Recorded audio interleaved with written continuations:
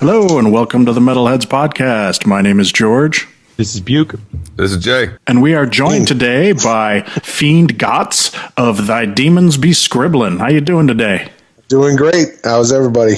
Doing well. It's Sunday.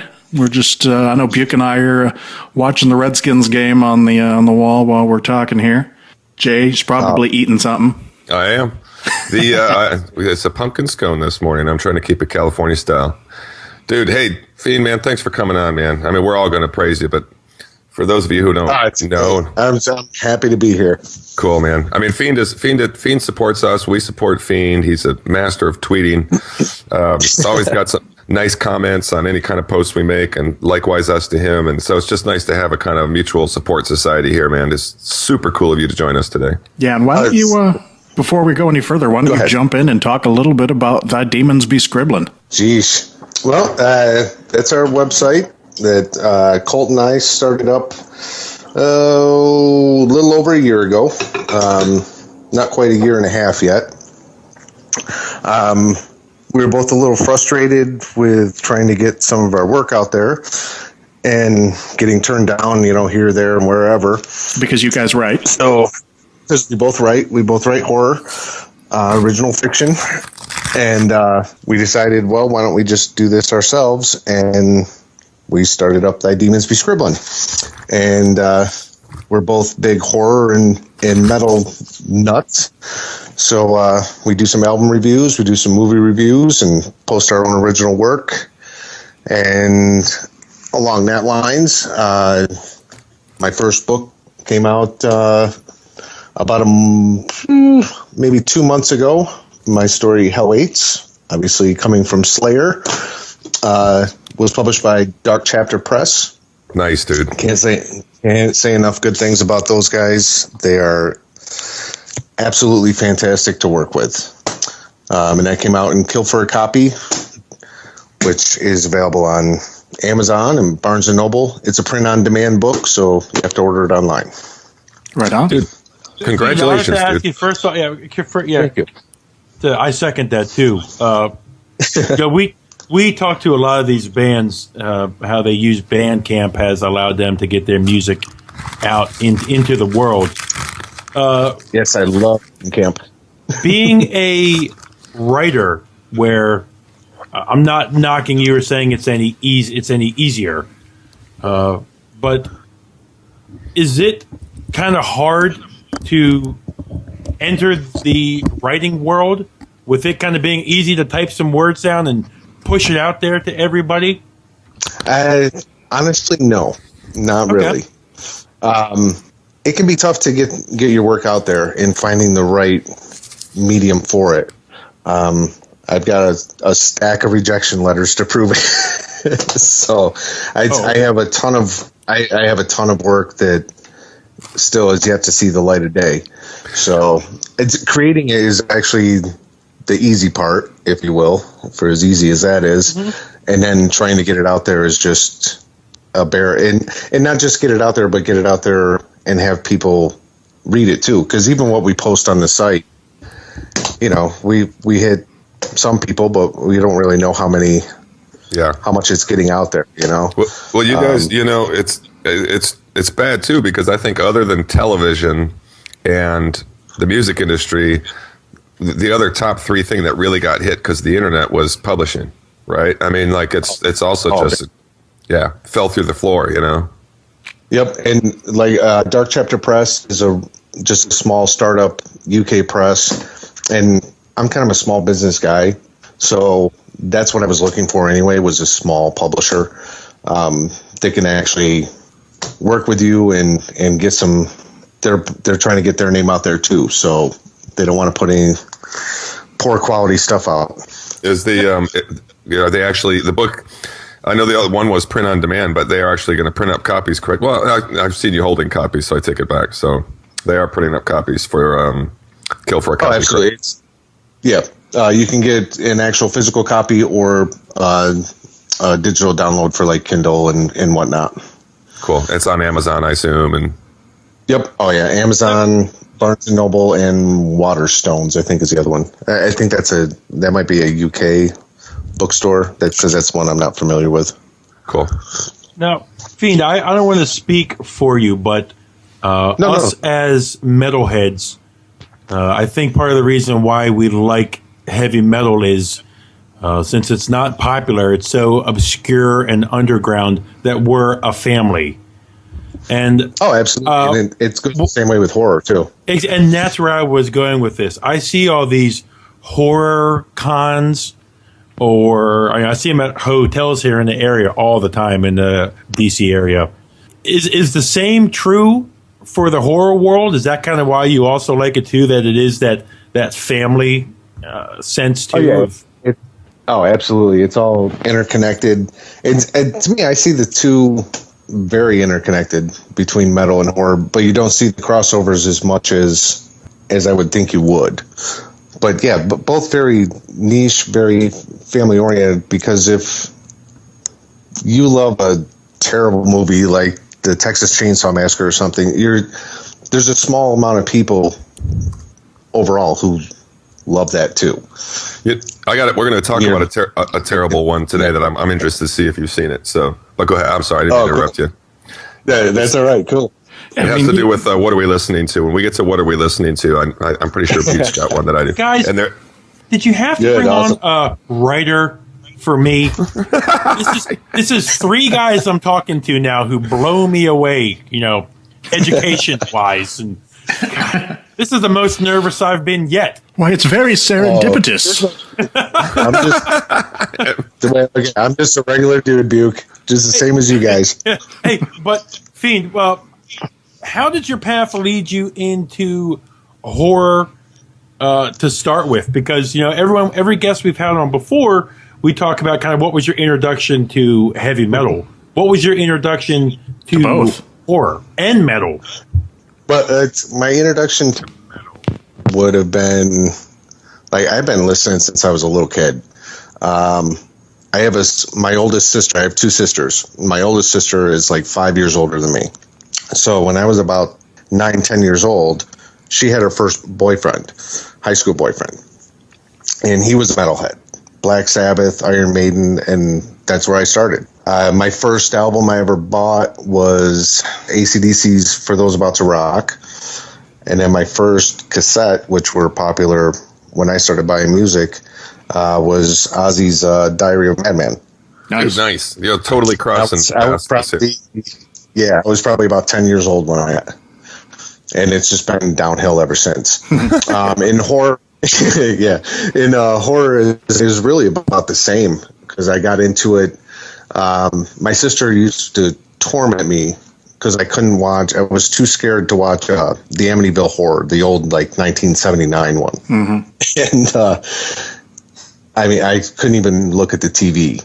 And then I finally worked up my nerve. I'm I'm going to watch this thing, and then I was able to watch that. And then Phantasm, I remember staying up watching it late at night with my mother, because she didn't like to watch horror movies alone. And she still won't. She hasn't watched a horror movie since I left home. So dude, I got to tell you, I'm sorry, I was breaking. But it's just Phantasm, one of my top 3 favorite horror films of all time. And people do bring it up, you know what I mean? There's just so many great things about that pretty cheesy flick, really, But I love that movie, dude. Well, you know what's funny? It's Twilight Zone ending. Yeah. Mm-hmm. What's funny is that one of the movies that absolutely terrified me as a child, that I didn't actually watch other than bits and pieces until I was older, was American Werewolf in London. Oh yeah, that was another. See, I was already, by the time I saw that, I was kind of I was becoming a hardened horror fan by then. Yeah, then it was funny. It was this is a really funny movie. But yeah, exactly. But when I was 8, 9, 10 or whatever when it first came out, and I just seen clips of it, the elevator sequence at the end, or the escalator thing where he's coming up the escalator. Yeah. And some of the changing scenes, and the scenes with his dead friend, and that just those little clips gave me horrible nightmares. And well, he was just saying too, Fiend, you were mentioning, and this is something I don't think people could relate to today, even though we have so much television now with all the cable channels. But I remember, you and I are probably close to the same age, it sounds like. And I remember when Amityville Horror, The Exorcist, and like Friday the 13th were like movies of the week. You know what I mean? Like on network television. Oh yeah, absolutely. And they terrified me, dude. I couldn't sleep those nights. I had to watch them, but they just freaked me out. And there was like, what, I remember 3 channels? The last one that like really freaked me out. I went to see a double feature with my mother at the drive-in. Stephen King's Cujo and Creepshow double feature. And Creepshow, very first one where the father rises from the grave and Bedelia, where's my cake? You bitch. And I was having nightmares the whole night. Then I'm like, I can't get over this. Because I seriously, I was having like nightmares and stuff. And I was like, finally, it just clicked. Like, it's just a movie. It doesn't matter. It's fake. And I haven't had a problem ever since. It kind of ruined it in a sense. But like now that's why I enjoy watching all this crap. I'd like to hear maybe your top favorites. I mean, that might not be easy for you, but if you got a top three or something. May I ask one question first, Fiend? Of course. No, go ahead. Buke's questions are more important than Jay's. That's why he can do this. Yeah, exactly. Screw you, Jay. No. Buke's next. No, because lists kind of like they'll take time. End things and take time. In metal, we see trends and genres, rise and fall in popularity. As myself, as someone who really doesn't watch horror movies or TV, I guess maybe only thing that scared me as a kid, I hated that Crypt Keeper from Tales from a Crypt on HBO or as a kid. But I know the Japanese-inspired horror movies or the Asian-inspired horror movies have become really popular. What is your take on those? Like The Ring and all those ones where I don't know why, but some girl with fucking walking funny is scary all of a sudden. That shit terrifies me. That's when I stopped watching horror movies. See, those ones I can't. I find them like The Ring. I thought it was a decent movie, but overall I found it boring. Exactly. Like I'm not big into most of the time like ghost story. Like a lot of Japanese ones are a lot of ghost stories. Ghosts and vampires is what they seem to be into a lot. And I don't know. I find those kind of boring. I'm not a big vampire guy.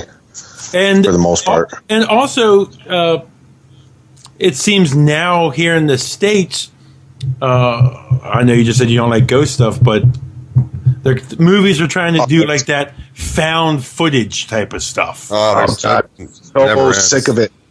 Oh my God. It makes me want to puke when I've literally turned ones off when I realize it's found footage. Yeah. Like I won't even watch it.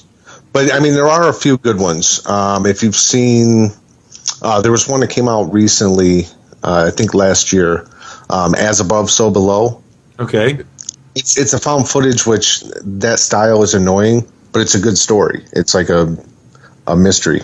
So that was a good one. But a lot of them, I can't even, they make me want to puke. I can't stand them. I wish they would stop making them. Yeah, it won't stop, dude. They put one out every week, it seems like. What did you think of Blair Witch? Yeah, we're in Blair Witch country here. And I did like that, by the way. I saw that in the theater way back when it first came out, and it was like the first one at that time of like the found footage. So it was something new, and it was interesting. I thought it was very interesting. But then since then, it's just been flooded with so many of them, and so many of them are just absolutely horrible too. Yeah, because anybody can make one. I like Bobcat Goldthwait made one. Oh God, I trashed it. Actually, and then I like Bobcat. He's directed a couple other decent movies, but his first shot at horror was this one. Is he still married to that hot girl?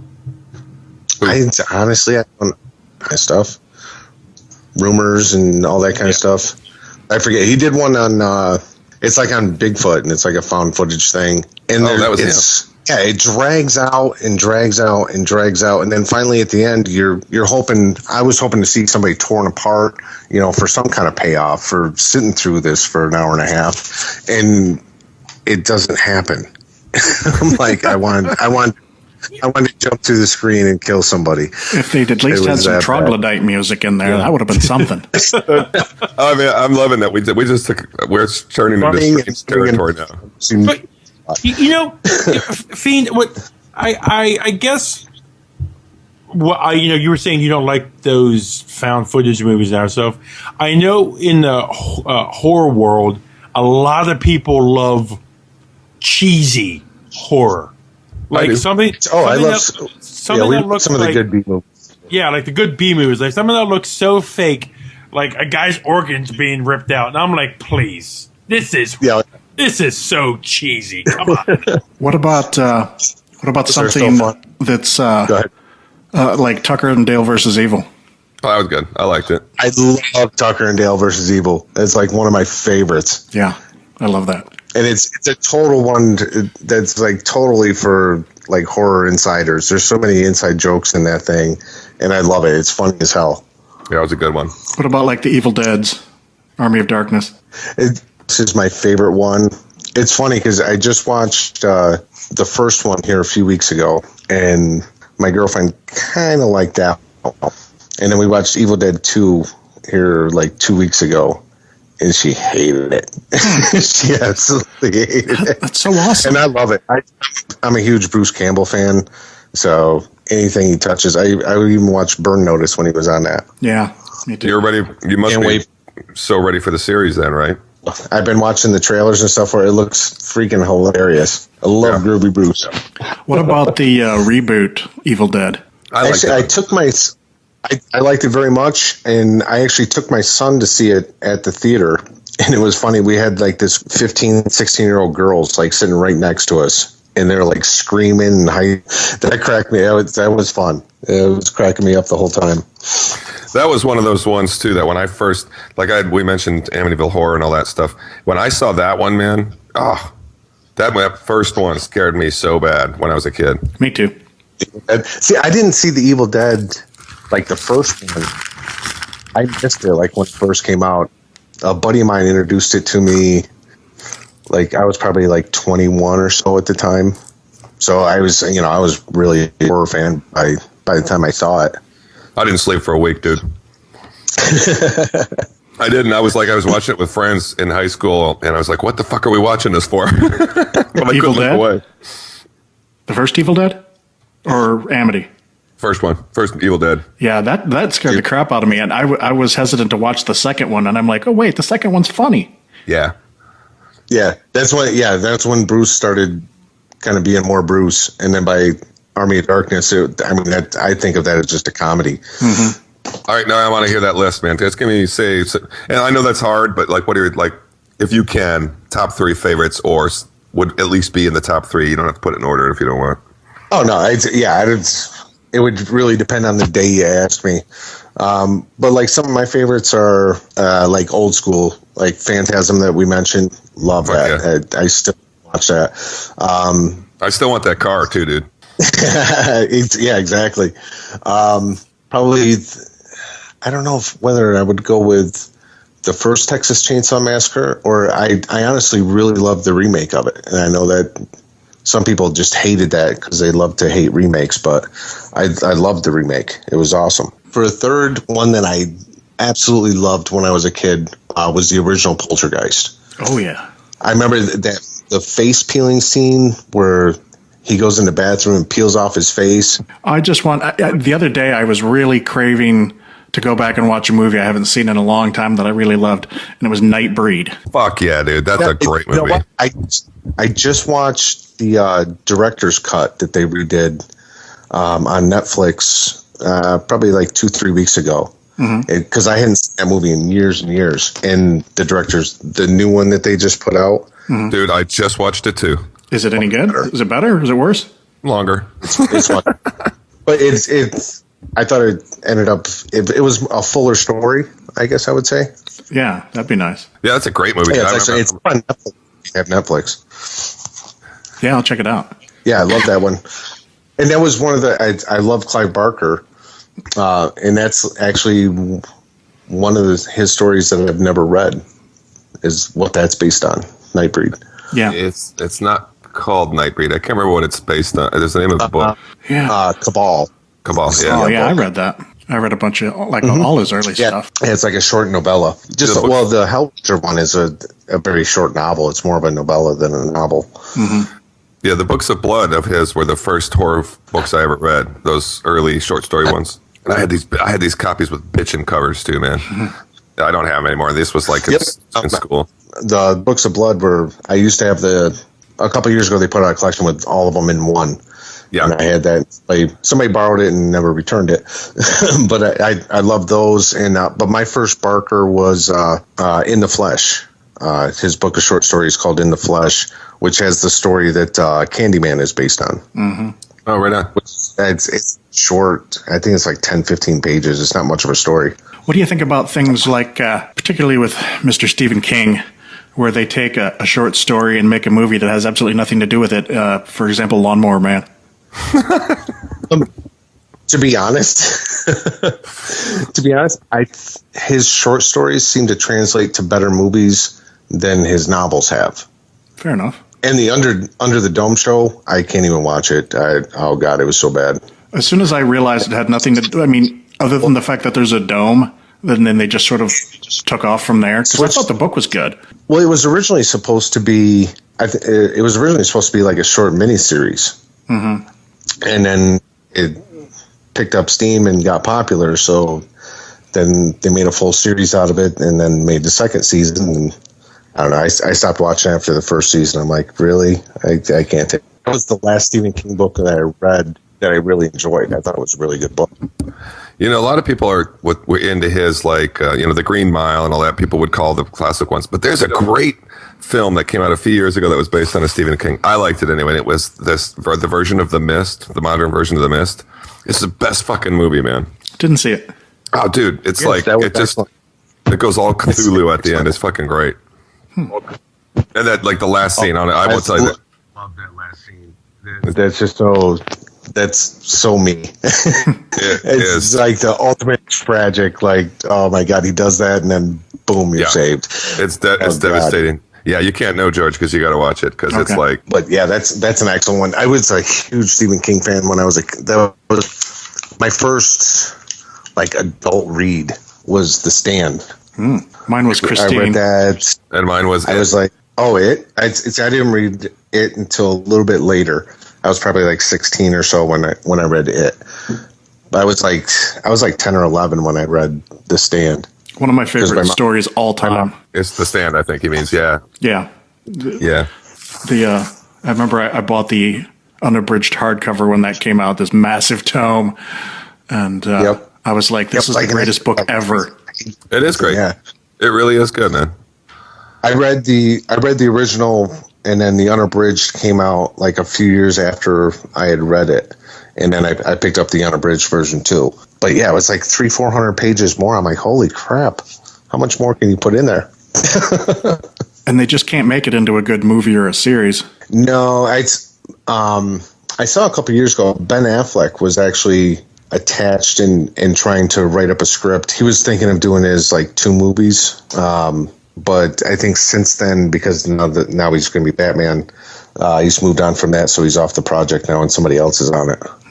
But they are looking to make it into a movie, probably 2 features. Isn't Gunslinger going to be a TV series? Yeah, there's something come about that. I did hear something about it. I don't know if it's for Netflix or Amazon or something, because I know Amazon Prime does some shows now too. Mm-hmm. But yeah, I haven't seen anything on that in a little while. But I had heard that they were making a series out of that too. Should be interesting. Well, hopefully it will be interesting. Yeah, hopefully. Those were some. It kind of went off the rails a little bit towards the end, but the first few of those I really liked. Sorry, I can't add anything with books. All these words in them. Words and stuff. I did write a kid's story a long time ago, Buke. I can send to you. But it is a little wordy. It's probably about 20 pages long. If it's one of those books that my 15-month-old and I can point at, then I never asked. Did you have a little boy or a little girl? I have a little girl. You may Little hear girl. her in This the other room. is it's a story about a princess, so it would work for her. Awesome. I'm serious. I actually wrote one a while back to try something different. Okay, I'd love to see it. I figure someday I'll find somebody that can illustrate it. I can't draw to save my life, so if I can find somebody to illustrate it, maybe we'll do something with it someday. Right on. Shall we get into the guts of the show? Want to get into the guts of Let's this? I did make all my damn notes, Yeah, he has to justify all this homework that he did. Yes. Well, George, I spent a just jump in wherever you feel the need. George, I want to know if you have like a little list of that, because that was really, we got a horror writer on today. I want to know if you're going to be saying a lot of things like, should we get into the guts of the show? This is good. I hope you got a list of things to say. Let's do the bloody news. Let's take Eviscerate. I just want to say for the record, we've gone about 40 minutes here or so, and Buke has not mentioned Opeth yet. I think he's trying to quit. No, it's coming at some point today. It's coming. So a couple weeks ago, Buke had the opportunity to head up to Lancaster, PA, and check out a show. And I was hoping maybe he'd tell us a little bit about that. Of course.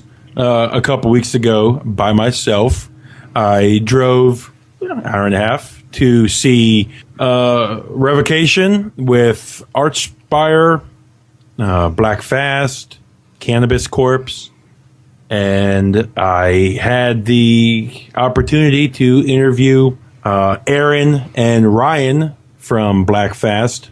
They are one of my, not speaking for everybody, favorite bands and albums of the year so far. No, you can speak for everybody on that. I know George likes it too. It's a cool kind of black and thrash, but not even that. These guys just fucking riff it out. And interviewed Dave of Revocation. As you're hearing the interview, he is a genius in music, in guitar playing. So it was an honor to speak to him and hear how he kind of takes his college education and transfers that to playing. So if I'm to know correctly, George, we're going to play the interviews now? Yep. Okay. Without further ado, here's my interviews with Black Fast and Revocation.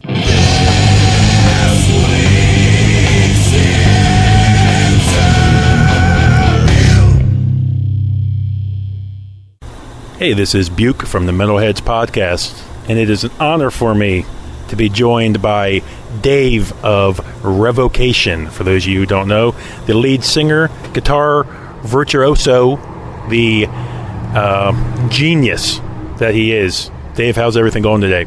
It's going great. How are you? I'm doing wonderful. I made the drive up from D.C. area today. You guys do play in Baltimore on Monday. Unfortunately, I have to work on the holiday.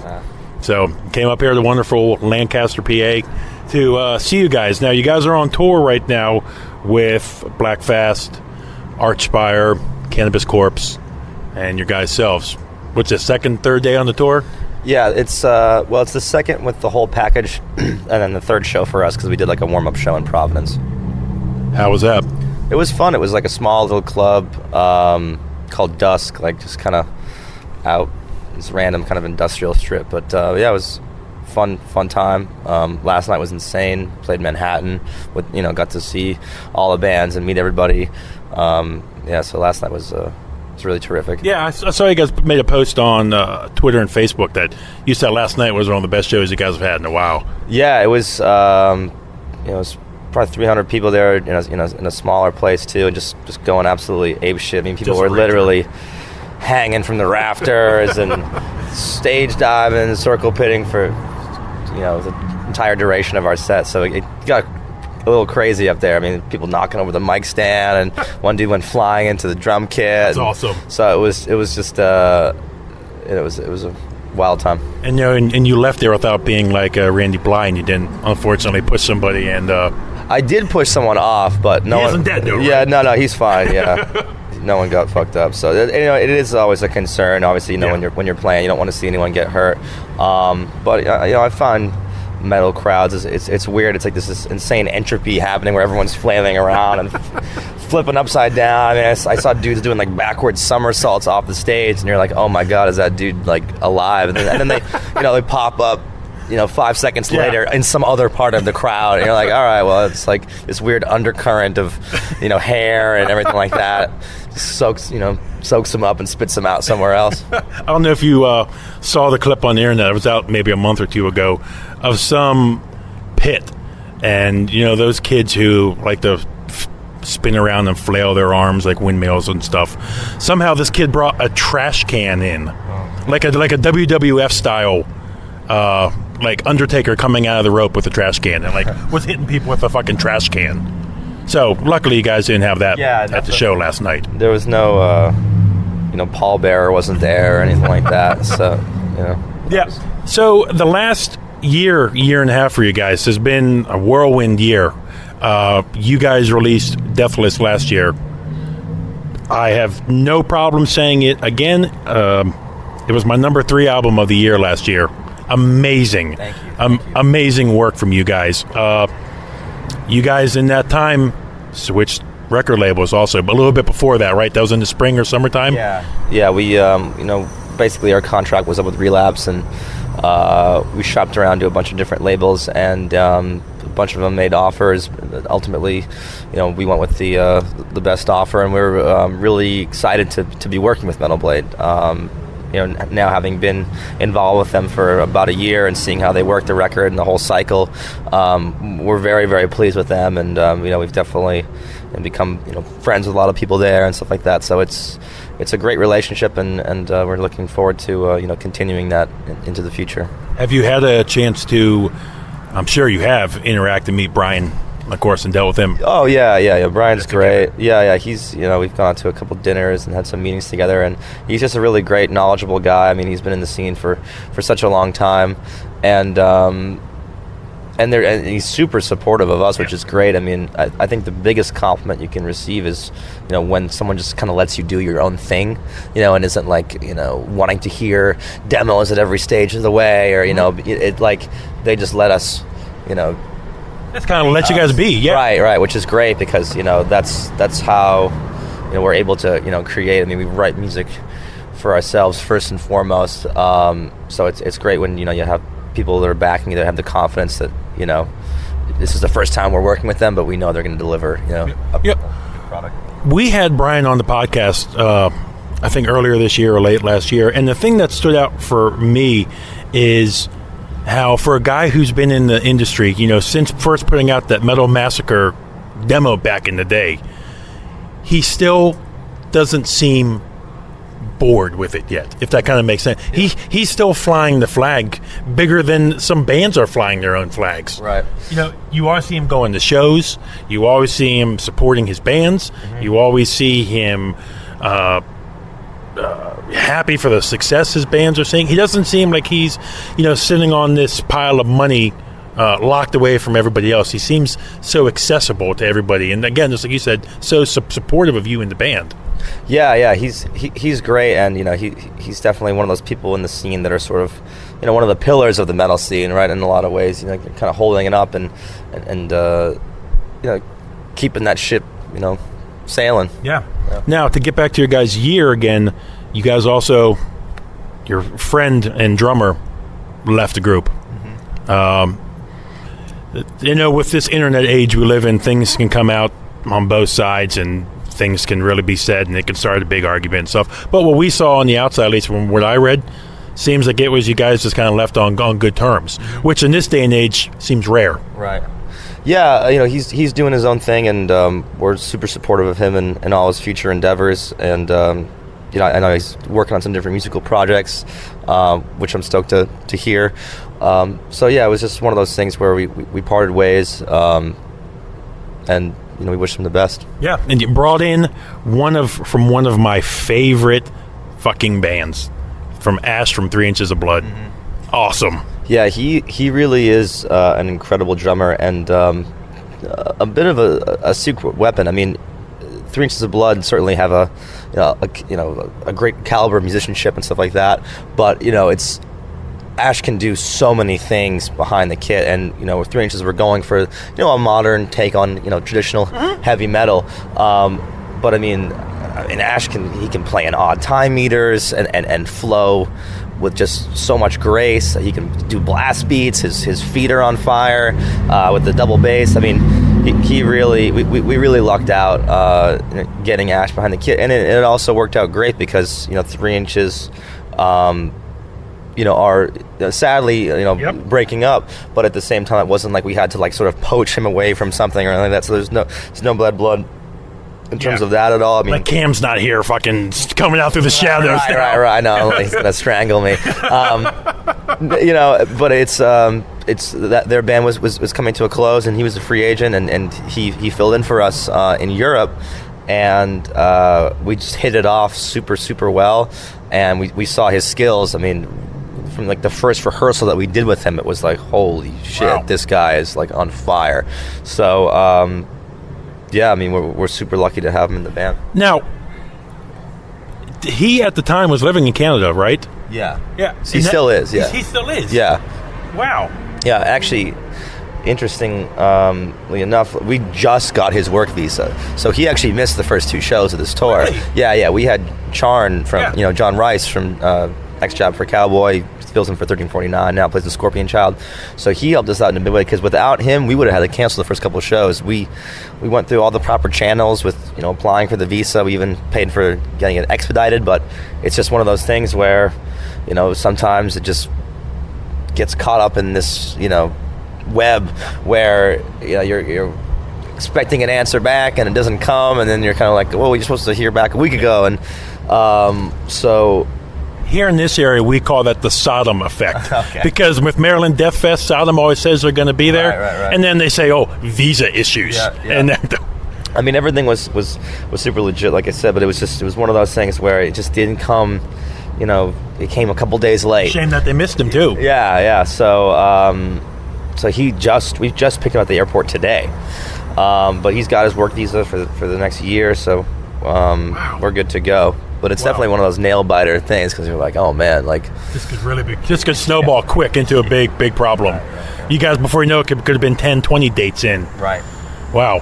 So with Deathless being released last year, I first found you guys around the Chaos era, and even before that, when I first saw you guys, blew me away with your playing, and we'll get to that in a moment.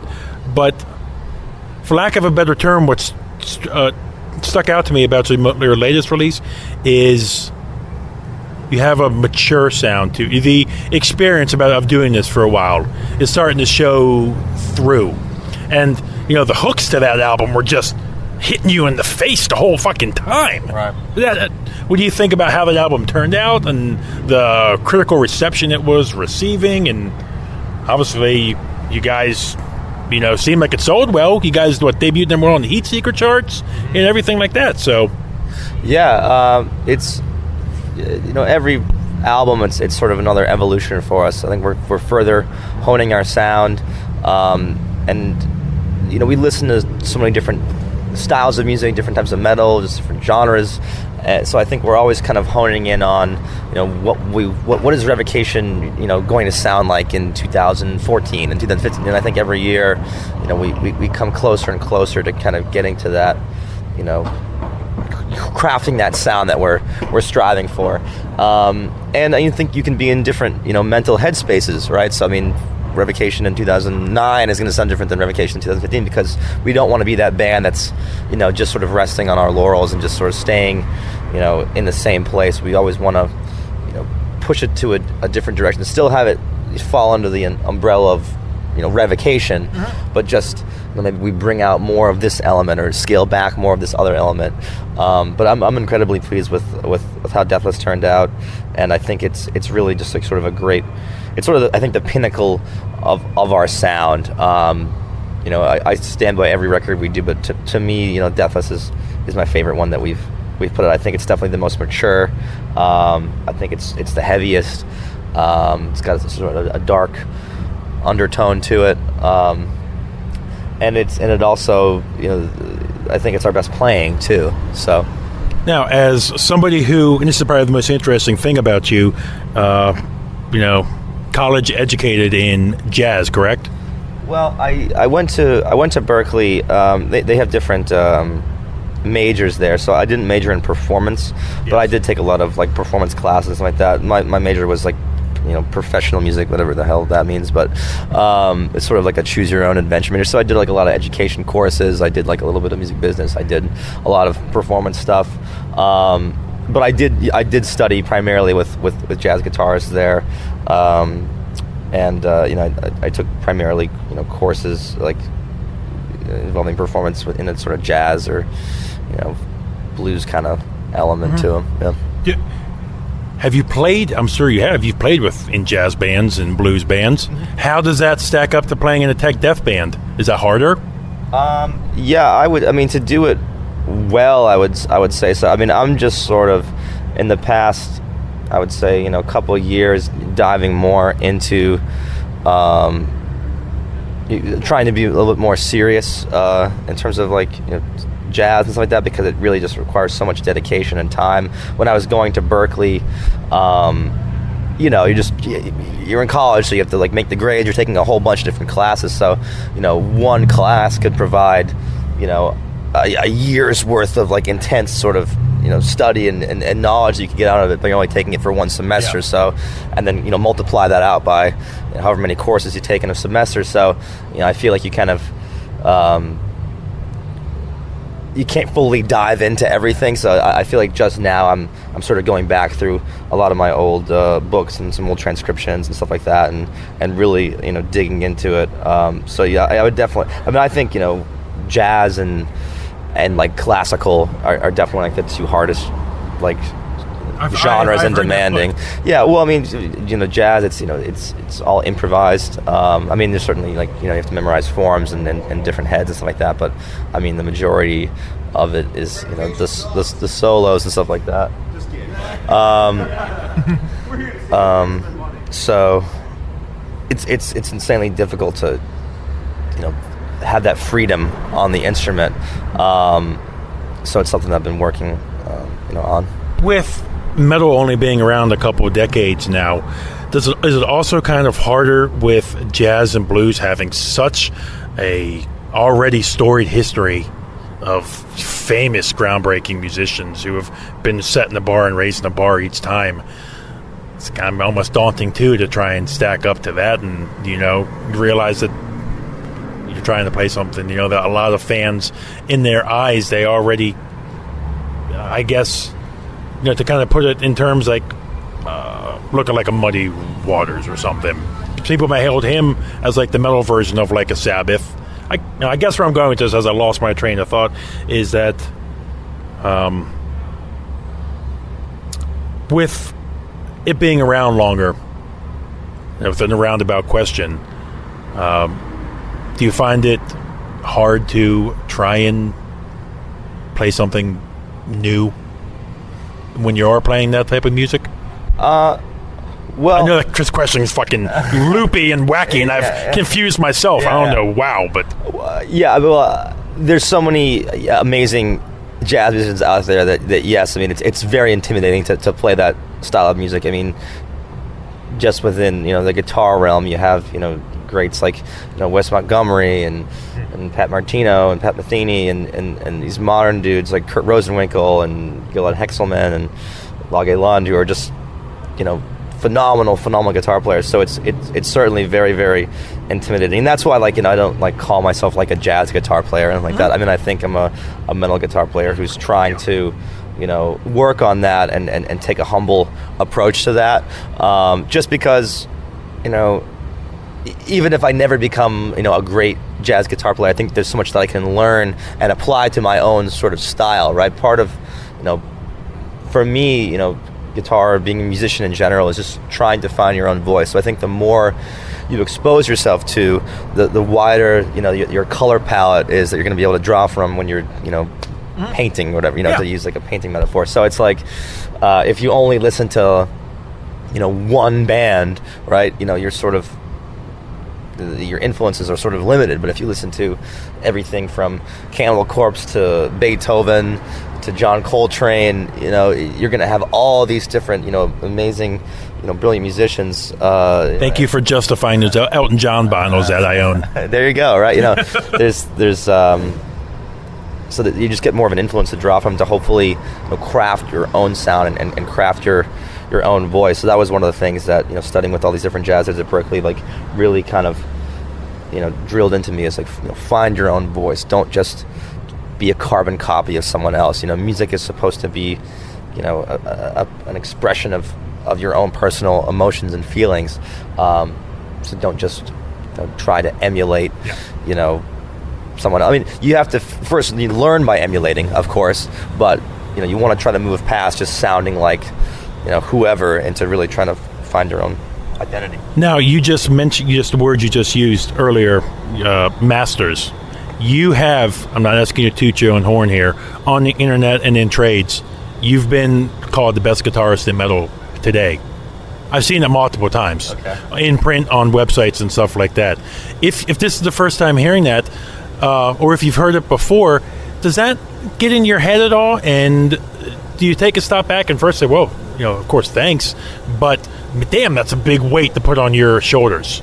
Yeah, I mean, I've seen different accolades like that, and it's always it makes you feel good. Obviously, it's it's nice to feel that you're appreciated and people really like what you do, and it's very humbling. But at the same time, I try not to think about it too much, because there's as far as technique, there's always going to be someone who spent those extra couple hours with the metronome working on that, or so it's for me it's more about just the writing and stuff like that, and if people really enjoy my writing, that's amazing. But it's also a very subjective thing too, right? I mean, someone might think I'm great, but someone else might like this guy better, that guy better. So I try not to think about that too much, other than just to sort of have a warm, fuzzy feeling, and then get back to practicing or writing. Because if you let that stuff get in your head too much, then it's all of a sudden you start thinking you're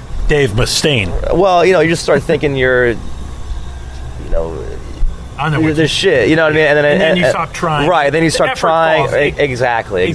So if you always... And then it doesn't sound like you care anymore. Your heart isn't in it. Right, and that's just getting back to what I was talking about before with jazz, that's why I like pushing myself, to do something that's out of my comfort zone, because it's so humbling, and it's fuck, I suck. I have to go back and practice this more. So there's always just so much to learn. I think the second you sort of stop learning or stop caring about learning, you're dead in the water. Because I think there was a composer, I think it was Guido Santasola, if I'm pronouncing his name right. He's a classical composer. He said music is soul searching. Nothing is ever finished. So it's there's always this sort of drive to dig deeper into your subconscious or wherever the music comes from, and try to just bring out that inner sort of beauty or struggle or whatever you're dealing with at the time. So it's hard to sort of quantify that with saying oh, he's the best or she's the best or this or that. To me it's about sort of personal expression, and you can't really put a quantifier on that. Are you hard on yourself? Yeah, for sure. Do you ever leave a show, or even when you're in the studio, are you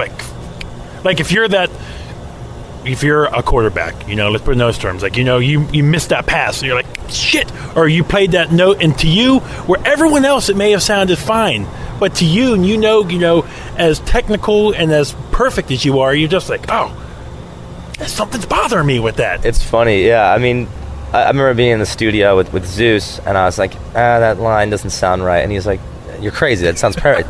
I'm like, that sounds a little out of time to me, and he's like, what are you talking about? I'm like, zoom in, and he zoomed in. He's like, technically you're 3 milliseconds off or something, and I'm like, I knew it. I gotta do it again. Gotta do it again. Right. So see, to me, I'm like, that sounds fine. Right. Now, I mean, of course, you don't want to be exactingly perfect all the time either, right? I mean, sometimes it's cool to play behind the beat. I mean, it was a specific part where I really wanted to have this certain sound or whatever.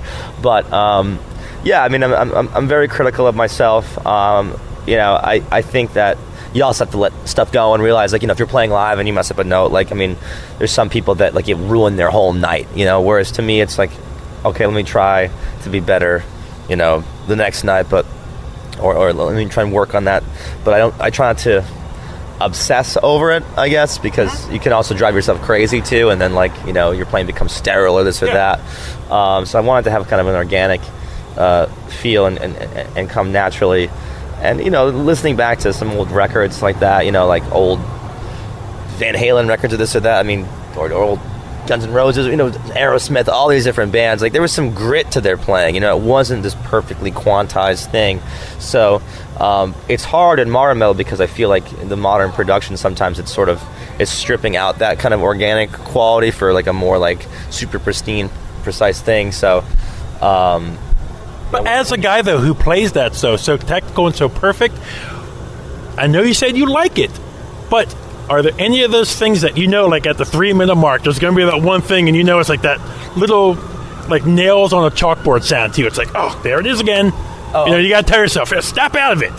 In my own recordings, you mean? Or music in general, like any bands that you really like, but that there's something wrong with it, and I've never I almost never nitpick other people's recordings, just because it's just part of the vibe, and keep in mind, I grew up also in the sort of punk rock scene in Boston, so playing basement shows, and the sort of fast and loose, sort of sloppy factor of those bands was what made it have that sort of boisterous teen angst, excitement, whatever you want to call it, that was sort of necessary for the music. If you're listening to a really dark, fucked up black metal record, you don't want it to sound perfect. You want it to be kind of messy and rough around the edge. Evil. Yeah, because it gives it that kind of that grit and that grime and that sound. Yeah. So it really depends, from band to band, from player to player. But to me, it's such a kind of nebulous and vague word, but vibe to me is what matters so much. Does this have a vibe? Yes. Okay. Cool. Whatever it is, perfect. A couple more questions, and I'll let you go. Being in a tech death band when so much death metal is loud, aggressive, brutal, with a lot of the early bands, and even some of the bands now, you look like early Exhumed and stuff like that.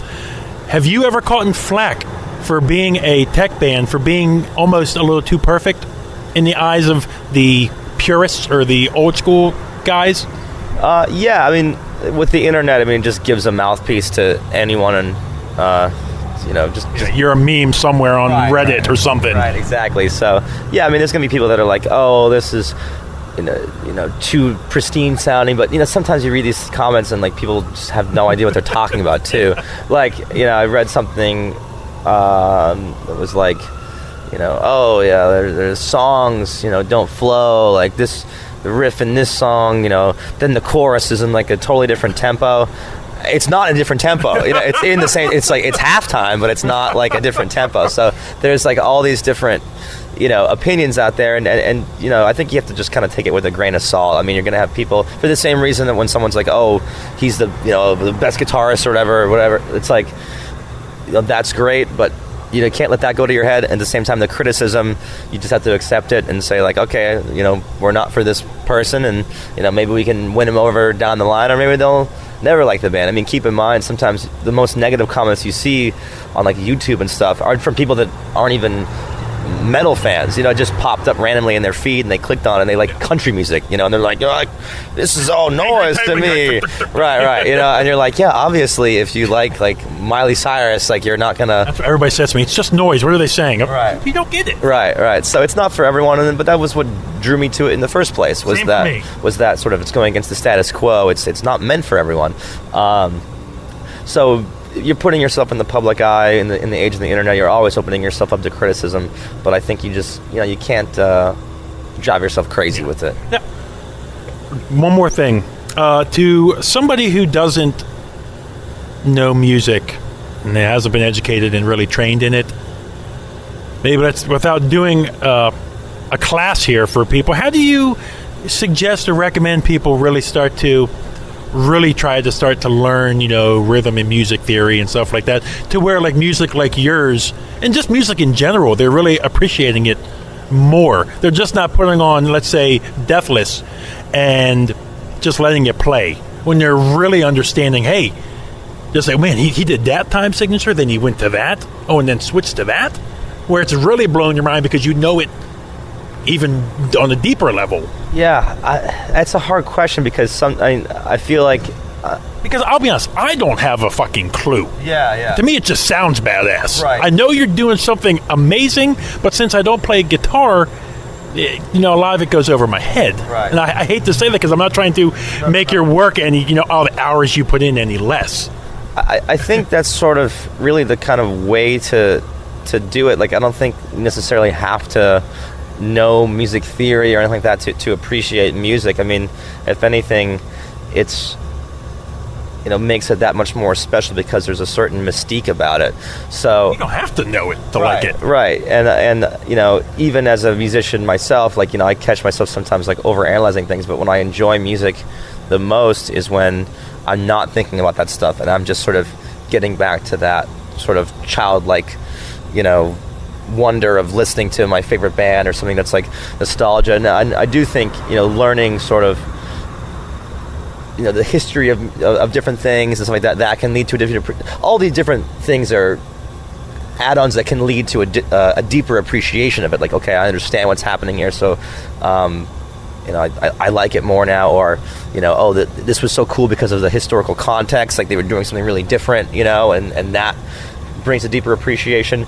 But at the end of the day, I mean, you either like something or you don't, and I think no amount of like kind of schooled understanding of it, quote unquote, like, is going to lead to you enjoying it more. So I think it's all about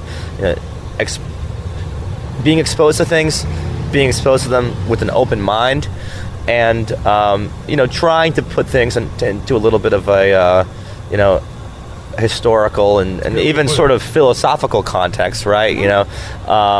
And I think that can lead to a deeper appreciation. But I wouldn't say like, the key to really appreciating music is understanding like what polyrhythm this drummer is playing, or what keep in mind good technique and all that kind of stuff. That doesn't make good music. You could be the best player in the world or the most learned theorists in the world. It doesn't mean you make good music. It's you can apply that to everything. Just because you don't know how to drive a car at 100 miles per hour doesn't mean you can't appreciate NASCAR. Just because you can't throw a football doesn't mean you're not a football fan. Right, or like let's say it's like some super fancy crazy chef that like makes some deconstructed whatever. Maybe like your grandma's pasta is the best thing ever still. You know what I mean? So it goes in. You can apply it to literally everything, like you said. But I think ultimately, music is an expression of the ineffable. It's an emotional and cathartic release, and it's meant to connect with people on a deeper sort of esoteric level. So sometimes you don't have to understand everything to really appreciate it and have it move you. That's a great point. Last thing I have to say this to you, because I told myself the first time I met you I had to mention this.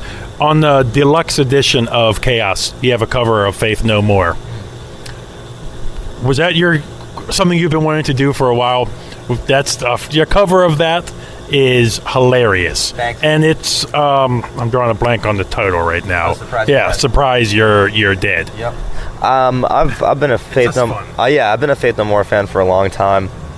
I've seen them live a few times. We actually just played Heavy MTL up in Canada, and I got to watch Faith No More side stage headline, so I was like just giddy with excitement. But that was a song that we were playing live, I remember all the way back to when we were doing basement shows. We'd bust that one out, and it was always just sort of a fan favorite, just a fun song, and that was sort of my homage to Faith No More. And it's it's probably one of their most metal songs, so it just sort of all made sense. What'd you think of their last album, the most recent? I haven't spent a ton of time with it, but I really liked a few songs that I heard that were like the singles or whatever, and they played a few of the songs more of the songs live when I saw them. So it's like with anything with Faith No More, you have to spend time with it. Like, I didn't get album of the year at first. I had to like really listen to it over and over again, and like now I love that record. That's what my co-host says. Yeah. So yeah, you got to spend the time, and I haven't unfortunately had the time to sit down with it. Okay. Dave, it's a true honor to speak to you. Before we get off here, What do you want to say in closing? What is on the future for you guys? What's out now? Of course, you're on tour. What do you want to? Where can people check you out? Check us out at our website, revocationband.com. You can also just go to our Facebook page, search for that on the old interwebs. Yeah. And we're on tour right now. We're closing out the Deathless album cycle with a bang with our headline tour with 3 other kick-ass bands, Black Fast, Archspire, and Cannabis Corpse. So if you're listening to this and we're on tour, come out to a show and come say what's up. I really appreciate it, David. It's an honor. Thanks. Okay, this is Buke from the Metalheads podcast, and now I am joined with, after an explosive fucking set, the guys from Black Fast. Damn. Introduce yourselves. Tell us who you are. This is Aaron. I do vocals and guitars in Black Fast. My name is Ryan. I play bass guitar in Black Fast. Okay. I know this is a podcast. There's no visual element to this. Let's paint a But picture. Yeah. we are here with the viral star himself. Oh, yeah. Ryan, your fucking boot. Yeah, you can look. Your foot. The Black Death. That is your foot right now. Black cast. Yeah, the Black Cast, the Black Death that was on your foot earlier. Yeah. We were talking right before we started this interview. You broke your fucking foot the first night? No, actually. Okay. In Toledo with Goat Horn. I broke it in Toledo when we were on tour with Goat Horror, and I'm looking at the microphone like I'm fucking, gonna get. Yeah. Like it's look at this fucking cougar pussy here. Ow. Anyway. Exactly. Yeah, I broke it in Toledo. Tell me it was a cool way you broke it. I mean, it was kind of cool. I mean, it was musically involved, but I mean.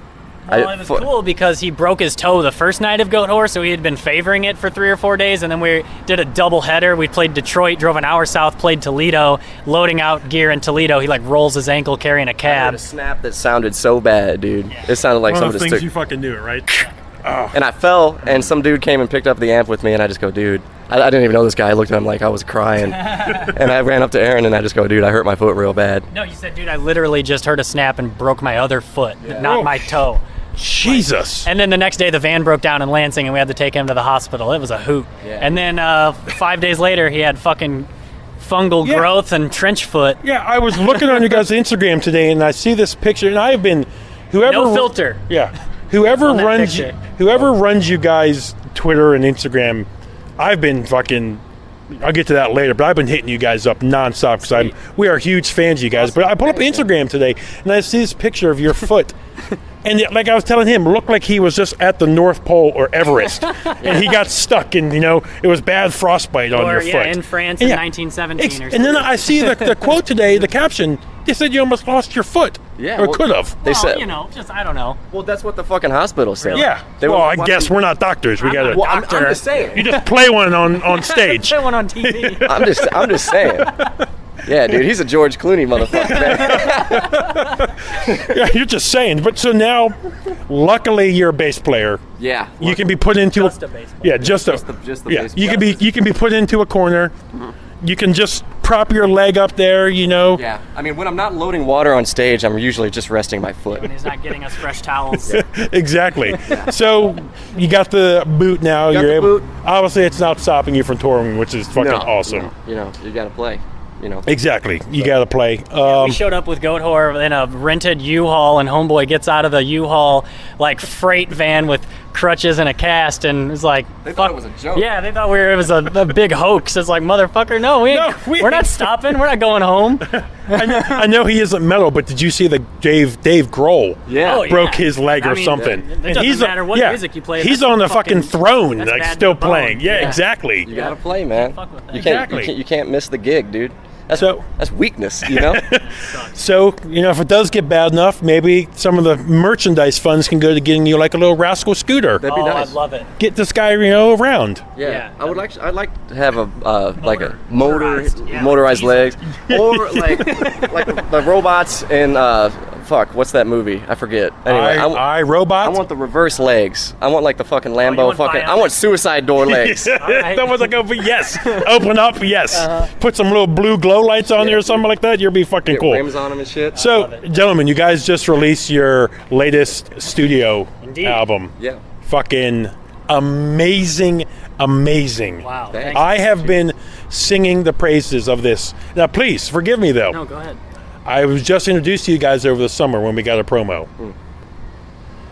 It was, for those of you guys on the podcast who haven't listened yet, it is blackened thrash, I guess. but with fucking riffs and hooks Yeah. that catch you guys.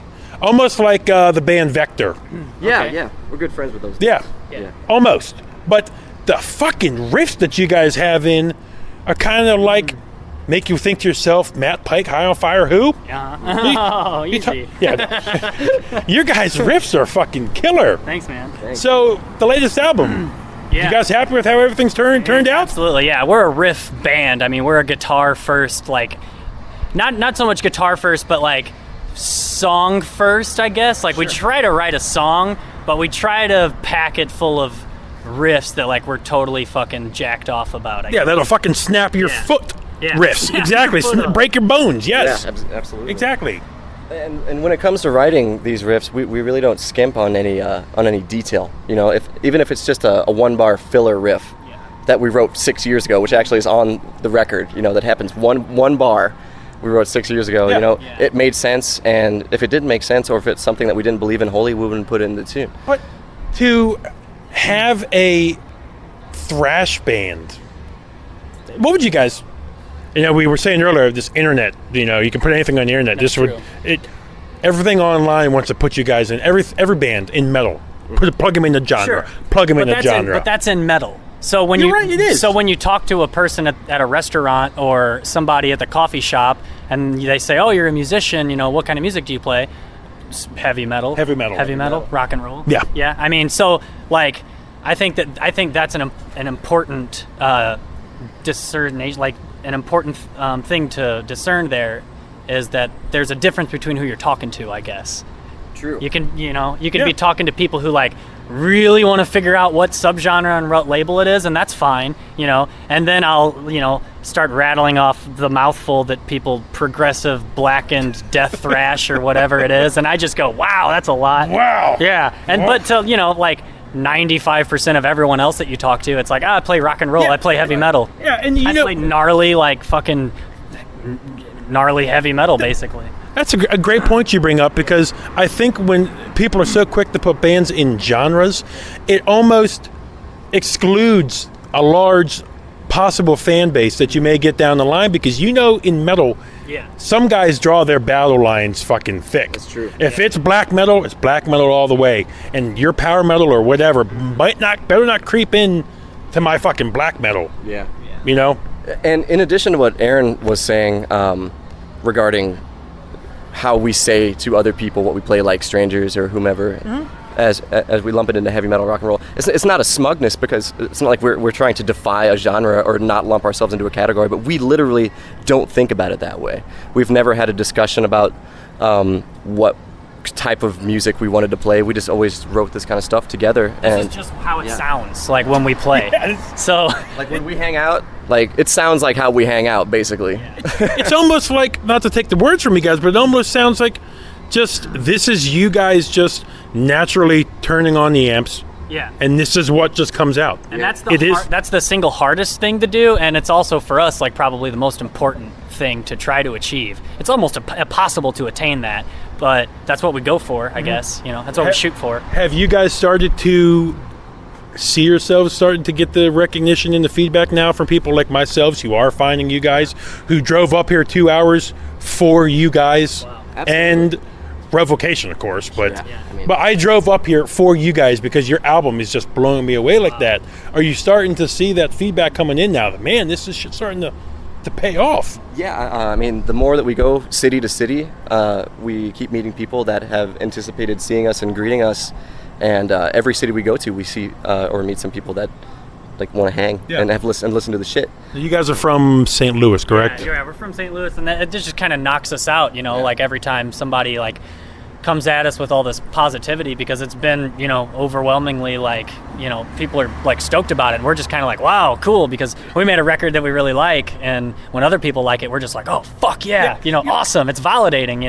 I was telling him earlier that, Aaron, the thing that is cool about you guys, instantly that hit me when I got there today, and I let them know that I have an interview with you guys, is that you guys are genuinely excited. Yeah. This is still fucking thanks. Yeah, we're stoked. Yeah, you got. It's not like that band that, again, going back to Barbecue. I met Phil Anselmo and the guys at Down. I'm like, hey Phil, and he's because he's 1,000 miles in a different place in his head, maybe from drinking too much, but they've done it for years and decades. You want to sit? Get out of the boot, Yeah, I'll please. sit down. There's no reason to fucking stand. I warmed it up for you right there. Exactly. Hop on up there. Take the look at it, it's nice and warm. Wow. But you guys, this is genuine. Yeah. And it comes off to me like that, and that's cool about this. Thanks, man. So Yeah, we hope so. Like, there's not a disingenuine person in this band, really. Like, there's no I don't know, there's no drama queens, like nobody's fancy, like we all are like genuinely stoked to do this. There's really not any other reason to fucking do this unless you like really want to do it. Like unless you're like totally excited, and this is what you like. we were just saying inside before you came out that going into this, you're not going to be Motley Crue money here. Yeah. You're not going to be fucking. And if that's the goal in the first place, you're not going to make it past like maybe like step 1.5. Right. You're going to fall on your face if that's at all your intention, anyways. The music always comes first, and it's not art for art's sake, but we love to play music, and that's all we really know how to do. And you don't make music as you don't make money as an artist until you die half the time anyway. Yeah, that's true. So I mean, if I died tomorrow from this gangrenous fucking foot, I'd hope these guys get a fat ass paycheck from it. You fucking sue whoever. That's true. Yes. Oh, I like it. Yes, you sue. beautiful. Yes. Lansing, Michigan. Yes. Lansing, Michigan, I'm coming for you, and I'm coming for those Metalheads podcast guys because they made him walk outside on that foot. Coming for that sidewalk curb that got me. Exactly. Yes. Take your sidewalks curb was over code. Put him down in his prime. Exactly. He had so much to live for. Yeah. So you got Made of wood. Real sturdy. real sturdy. I fucking love that. And is that the scene when the fucking truck rolls over it or something? Oh my god. Oh my god! And doesn't like a marching band go over it? Oh, that's fucking great. What kind of big bucks? Yeah, exactly. What kind of big bucks? Oh man! So you guys here on this tour?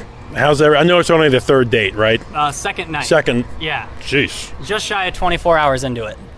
Is this how many tours have you guys done of this caliber yet? None really. We did like 11 days with Goat Whore, and we've done smaller little like offshoot, like 2 or 3 day one-off things here or there. So this is the first real this is like on the road coming out on a label, and like we're doing some like major fucking tours in our eyes. Like this is like the shit. I saw you guys got in Decibel, Yeah. right? Yeah. Yeah, God, you guys are going places. Yeah, that's like wild as shit to me. Like every time I see stuff like that, I'm just like, whoa, okay. We got us podcast guys who mean nothing, fucking wanting to talk to you guys driving hours. Dudes the other day or yesterday in New York City that had published a big fucking article in a magazine in New York, right? Yeah. And it was just like our fucking big ugly mugs and shit, like in this magazine. And we're like, holy shit, why you guys talking about us in Manhattan? Yeah. Yeah, it's cool to find you guys like this, but please forgive me for taking this long to find you guys. When you guys had an EP and another album out before this, I almost feel like I robbed myself of Black Fast time. That could have been, We might have robbed you the opportunity of discovering us by doing literally like no promotion. Like the song you played off your EP today. What was that? That was called The Progenitors of Predation. And Man, blew my mind. Wow, thanks. It's one of those moments you're like, what? What is this? Yeah. Yeah, that's a song we've had since probably 2012, maybe before. I mean, That's a funny tune. We've had that one a long time, and it's still like super fun to play live. It like encompasses a lot of what we do, so we try to keep it in the set. Now, I heard you on stage. You said, go out and get our album, stream it, download it, buy it, whatever. Yeah. Sometimes we talk about it on the pod, and this being 2015, I say the kids. You hope people will buy your shit. Yeah. But they're getting it from every means possible. Some Russian guys touring this in Siberia right now. Hey, if I can download my shit illegally, I'll sit down tomorrow. I won't do shit for another 2 years. Actually, there was a Russian like a torrent site or a forum in Russia that started like pirating our first record, like Starving Out the Light, and like a few weeks after it came out in 2013, and saw that because I don't know, you can like track your shit on Bandcamp, and I was like, awesome, like we made it. Yeah, We had kids from Perry Hellion, a local Baltimore tech death band. Yeah. Small fucking guys put their stuff up on Bandcamp, and they're like, it's on the torrent sites. People in Russia Fuck are yes, stealing it. they're Fuck stealing yeah. it. Yeah, fuck, we made it. Yeah, for yeah, sure. we're fucking out there Yeah, now. that was wild We're shit, worldwide. Yeah, worldwide. Yeah. So you don't care how people hear you guys I now, mean, right? yeah. You, of course, you want them to buy. And please go out. Please buy it. Get Black Fast. Buy it. Please buy it. Yes. Yeah, we want to make album 2 and album 3 and album 4 for you guys. So please buy it. But if people come up to the merch booth and tell us that they like it or they hate it or whatever, that's fine. I want to shake your hand and I want to ask you like how you've been listening to it, because I just want people to hear it, So Is vinyl coming? I'm stoked anyways. We'll do it eventually. We don't have any plans right now just because of financially we can't, but we will. We're all big vinyl guys on the pod. How to get those big bucks? Yeah, where's the big bucks? And What then kind of we'll big print them bucks? motherfucking vinyl. Yeah. We want to do vinyl of both records actually, so someday. You guys get into the vinyl at all? Oh yeah. Yeah. I'm an avid collector Yeah. of vinyl. Any Holy Grail? Any of our listeners out there, if they have it or have an extra, that you guys want? Like myself personally, my Holy Grail, and I'm lucky I didn't buy it. But the first pressing of Down, their NOLA album, for some reason, that and Guar Scumdogs are like my Holy Grail finds. I bought you. They're like $300. I can't find them. And I found out driving up here, Down's doing a reissue for like $30. Oh man. So I'm lucky I didn't spend the $300. But anything you guys are really, if you could find, would be. Yeah, this guy. Man, He bought me Thin Lizzy's Johnny the Fox. Yeah. So Yeah. I gifted to him one night. it like showed up on my doorstep, and he lives like 2 blocks away. But he like ordered it, and it showed up on my doorstep, and I opened it, and I was like, oh fuck. So that's probably my favorite. Yeah. But anything like any old Thin Lizzy record for me, that's the shit. What a great band. Yeah. I don't think here in the States they get enough credit. Yeah, but well, I mean, Phil's been dead for 30 years, so I don't know.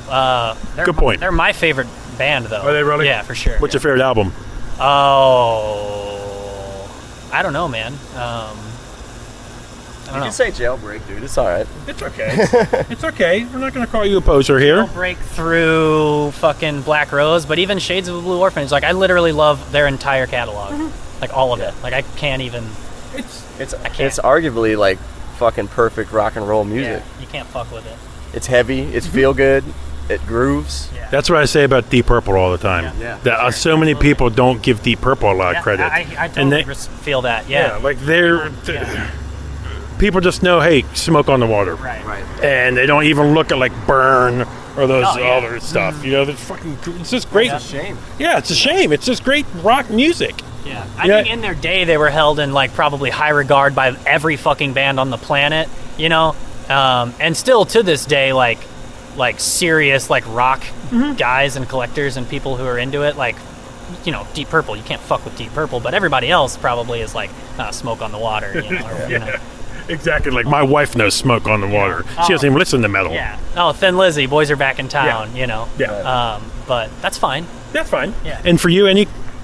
Oh man, my collection is pretty eclectic. I mean, Is it really? I I have Elton John. love Elton John. yeah. Elton John is I would one of my love to favorite have rock and roll. Tumbleweed Connection, give me that. I'll got, take that. I got fucking Honky Chateau on vinyl back home. I grew when I was growing up. My mom would always, when I was riding in a car with my mom, my dad was always talk radio, but mom was always like classic rock, and she loved Elton John, and it just makes me go back to my childhood. And you being a lover of music, Right. Yeah. you can't say that it's not good. It's Long It's drives the- at night. I yeah. still get on the Spotify and pull up some fucking Elton. Just like Elton John, you Bruce Springsteens, all that stuff. It's just and being a fan of music. Yeah. Right. It's so much you have to appreciate that type of stuff.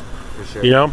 But yes, one record. I mean, you've been listening to it heavy too. But Keith Jarrett, piano player, That Colton concert. the Kern concert. Yeah. It's probably arguably one of the greatest masterpieces of contemporary of jazz music. Recorded on ECM. You guys have a jazz background too?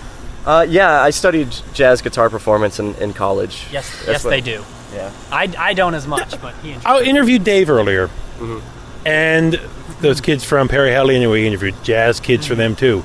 They're in college for it. Yourself, it's amazing how you guys have branched into metal. Yeah. why did you branch into metal and not just stay jazz blues? Well, I mean, it kind of branched into me. You know, I didn't really look for it. We were just hanging out one day, and I heard you guys playing some shit, and I was like, wow, this is cool. I'm interested in doing. We were talking inside. You were normally a guitar player first, right? I am a guitar player Yeah, before bass. Yeah. So I mean, but hearing it, you know, I mean, and it helps also that we all play guitar. Even Ross can fucking play his ass off. Our drummer can play. Yeah, I mean, he's a killing player. So I mean, understanding, having a firm rhythmic foundation, and also a holistic harmonic backbone helps us write these songs easier, without any arguments whatsoever, basically. I'll My admit, obsession with music is kind of just like a fungal, like undergrowth. Like a foot. Yeah, like a foot. And there's just like fucking spores popping up all over the joint. And it's not even like, you know, you use the tree branch analogy, but no, it's just like there's shit coming up all over the place. It doesn't matter. It's like, it's membranous and it's all encompassing. Sorry, I was please go gonna ahead. add. And you know, we always there are no boundaries. We have our ears open to just about everything. You know, so we draw from everything, everything new, everything old. You know. That said, we're a heavy metal band. We're not going to make like a jazz record, but we're also not going to limit ourselves to very much of any kind of capacity, I guess. It's almost for so many years of us growing up. You know, I'm 32, and I remember for so many years we're always worried about what people are going to think or what our friends are going to think. So you maybe not branch out. I don't know if if you grew up listening to various forms of music, both of you guys, but to me, I didn't listen to music for years, and then when I did, it was metal. And if it's, God forbid, something else, I'm not listening to it. Unfortunately, I think maybe here in the States, I think a lot of metal fans are kind of limited, though, too. Who, if it's not metal, they don't listen to it. You know? And I don't know, because I haven't been to every country, but music is like probably the most emotional like trigger thing for me that is like a very personal and solitary thing, and I think that if you're going to attempt to create it, you're fucking dead in the water if you give a shit about what people think about it. That's true. So it's a great point. Also, I mean, your relationship with music and the nostalgia that you experience when you hear songs that mean a lot to you, nobody can take that from you at all. And whatever, you don't have a choice. If you write music or play music, even if you play a cover band, you don't have a choice. Your memory and your appreciation for music, to whatever extent, is going to bleed into your playing. Wow. Holy shit. Damn. That's some deep shit, bro. Wow. Jesus. Holy smokes. I didn't realize I was talking to a couple of geniuses here. I talked to Dave earlier, and then you guys, oh my God. Somebody do something stupid. Lick that tire. Yeah, God, you guys are great. So, having the background you guys do with all these different genres of music you guys listen to, since you guys are in a metal band, are you limited, though, in what outside elements you guys can bring in? Or are there elements you guys try and bring in that you know where they're coming from, but maybe like somebody like myself who doesn't listen to, let's say, a jazz or like a classic rock stuff, may know where that's coming from. Have you been able to sneak any of that in?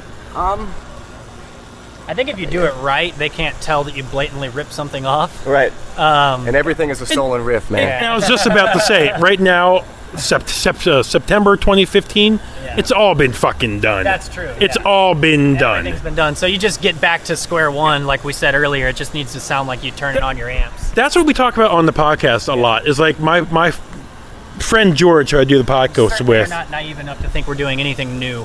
I think. But I tell you what, though, George. Ourselves, I think. I'm 32. George is 42. He may be 43, and I hope he'll appreciate me giving him that. He's been into metal the extra decade than me. He's seen bands in 82, 92. To him, he realizes everything's been done, just like I do. A lot of things have already been done. Your death metal band is your death metal band. Your thrash band is thrash. But those who do it well, but add their own little tweak that kind of makes them stand out from the crowd, that's what you pay attention to. So like that's like when you guys came out, you guys, exactly, Aaron, your personalities shine through. And that's why we were so excited about hearing you guys. And like I said before, but that's the hardest thing to do, but for like in my mind that's the most important thing to do. It's really hard to like let your personality shine through in all of this, you know, and write all these tunes and be yourself, and but it's the most important part of it. When you guys go in the studio, like you wearing that Goat Horse shirt, have you ever done something you're like, man, that sounds just like Goat Horse, we got to change that?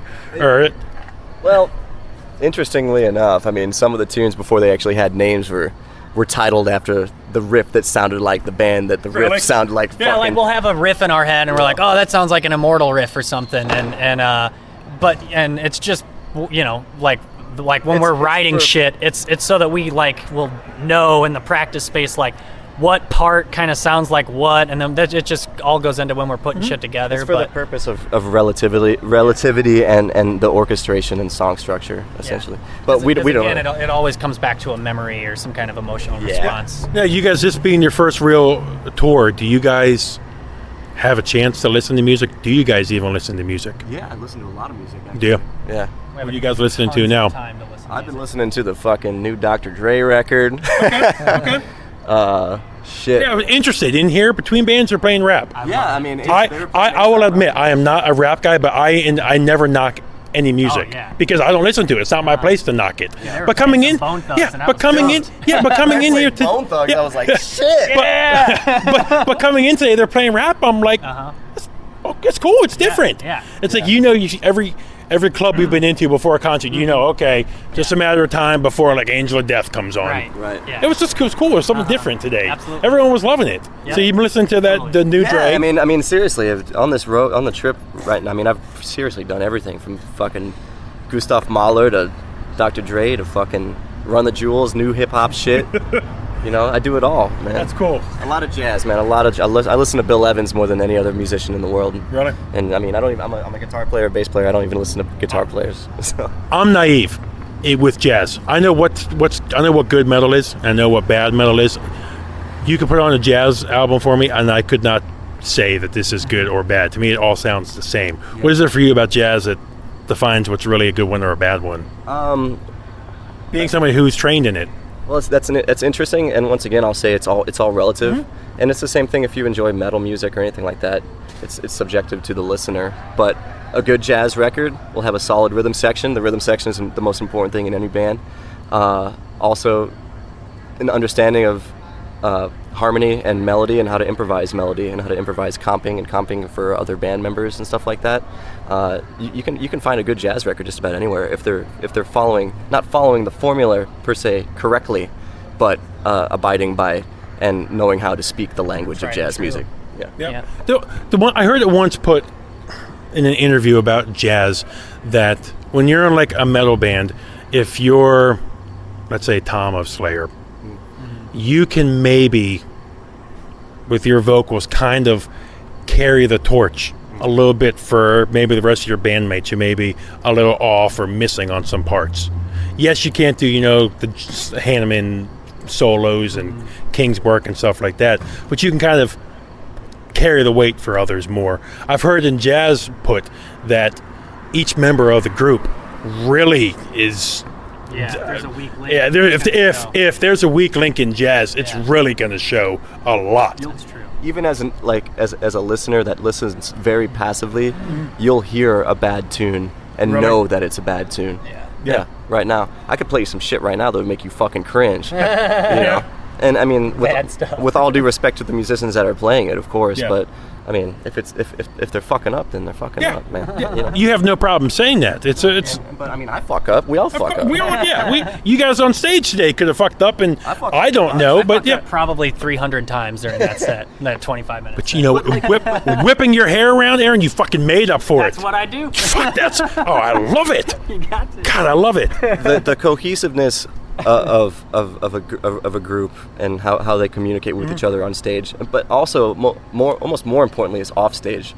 Will bleed into a performance and bleed into a recording and let people know that you are confident in your music. You know what I mean?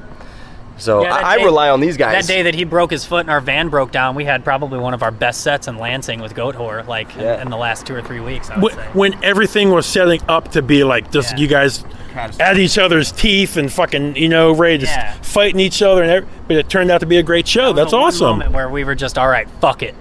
Let's play. Yeah, you know what? That's kind of like a telling of things to come. Then, if you guys can do that, this fucking tour is going to be fine. So. Now, when you listen to music, are you guys listening? I have. All of us on the podcast, we've invested in a couple $100 headphones, really hi-fi headphones to really. And we tell everybody on the pod, when you listen to music, a lot of people today have music's not the activity they do by itself. It's a background. Exactly. Yeah. It's while you're on Facebook or Twitter. It's while you're doing the dishes. It's while you're with the kids. It's while you're watching TV or walking through the subway station. With nice headphones or vinyl, that's why we like and preach it, is that it goes back to the music is the activity itself and the listening to it. Do you guys have nice speakers at home or headphones that you guys listen to stuff on? Yes. Yeah. Yeah. I've invested a lot of fucking money in sound. Cool. So I got a ton of great speakers. I got great headphones. Who are your speakers and headphones? Well, I had Sennheisers, and Nice. I have Grados myself. Really? Yeah. But right now, I don't know what happened to the Sens, and I've been using Bose, which is fine. Yeah, they're fine. They're over marketed, and they're not as good as Just like Beats. just like dude. We are anti-Beats on the podcast. He's saying that now as he's wearing some, right? Oh shit, dude. Yeah. You wearing Beats right No, now?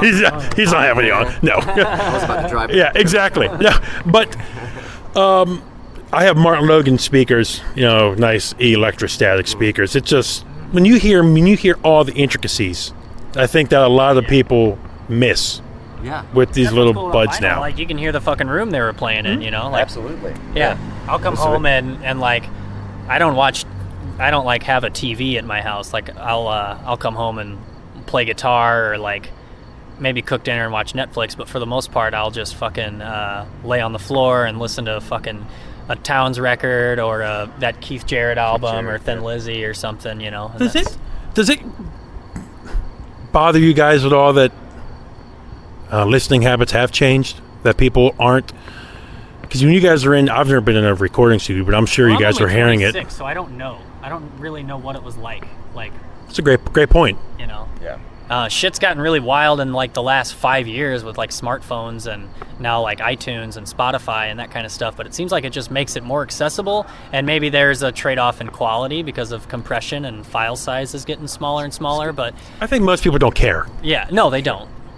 And speaking for Aaron and myself, I'm sure I can vouch for him as well. But I mean, we live for music, and we love to listen to music. And I would hope that people out there would like to listen to music just as much as we do. But if they don't, it's not going to upset me.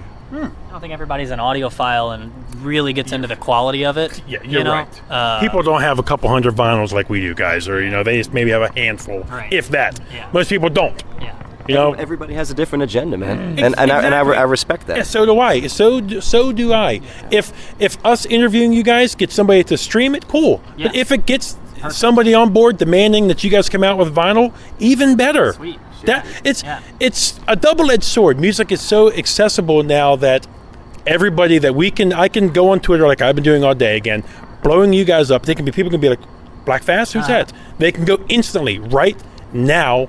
Yeah. And hear you guys' whole catalog. Yeah. And that's awesome. That's fucking rad. awesome. That rules. That's Yeah. awesome. Around the world with the followers, the couple 100,000 listens we get on the podcast each week from countries all over the world. Somebody in Mexico next week could check it out and be like, man, huge. Black Fast right now and get it. It's cool. Yeah, we're just like it or hate it or whatever. Like people like have it's Yeah. at their fingertips. And But it's almost like, but with that though, do you guys does it ever, probably not knowing how awesome you guys are, but it doesn't bother you guys that their listening habits, with all the effort you guys put in, might not be where they're really getting the full sound because they are listening on the little earbuds or maybe while they're tweeting and on Facebook and stuff, or you don't care? At this point, I'm satisfied that people are hearing it. Yeah. That's what I didn't want to answer for you guys, but I thought that's what you guys would say. Yeah. As long as they listen to it, man. Hopefully they dig it. Yeah. Because if they want to go the extra mile, then they have that ability to, And get the we're- CD, or eventually we'll press vinyl and they can, we're fucking like what? Maybe almost a decade into the information era, And it's great that all these people have the ability to access these things so quickly. And if they take it for granted, that's a shame, but I'm still not going to put it past them. You know what I mean? Have you guys had to deal with the negative side of this internet too, where the blind negative comments can come in. Oh, where people, I mean, have you guys dealt with any of that yet? Like, you can't bat an eye to it. Good. Yeah, no way. Yeah. Don't give it any weight at all. I think there's some people out there trying to be a troll just to fucking. Well, yeah, positive comments like that's great, awesome. Thanks for like listening. If you hate it, like that's fine. It's music. Like that's cool. So I don't pay attention. You guys played with Yesterday's Saints, friends of the pod. Yeah. Yes. And well, sort of. yeah, we played the same show. Well, the same show. Yeah. Yeah, but we met them. Cool yes, dudes. you met them. Cool dudes for a short period of time. When I talked to Matt, they did one of our another guy on the podcast, Will, brews beer. He brewed a beer for Yesterday's Saints, and when I talked to Matt, the lead singer, I asked him. I said, "Matt, were you happy how your guys' album turned out?" And he goes, "Are you?" And it kind of took me back for a second because I've never had anybody in a band ask me that. Yeah. And I go, "Yeah, I am." He goes, "That's all that matters." Yeah, that's true. He goes, "Really, we put out what we like. Yeah. And if you like it, cool. Right. If you get it and never listen to it again, sorry, but Yeah. okay. We're not out here trying to please anybody. Right. If we do please you and you like us and you want to follow us around and buy our shit, absolutely, come on board. Yep. But if not, He's got it. yeah. So how you guys, I don't want to take up more of your guys' time, ask you a couple more, but going on the road here, you guys anxious, nervous, excited? How are you guys' thoughts here? Is this your first real tour? I'm just chilling, man. I kick it real hard on the road. As I'm someone who's always wondered how this life is, working, I'm not going to ask you guys this fallback question. Oh, what's the craziest thing and shit like that? Yeah. Is it boring a lot of times? Yeah, mostly it's just like getting to the point where you can like get everything taken care of and then figure out a way to sleep for 4 or 5 hours.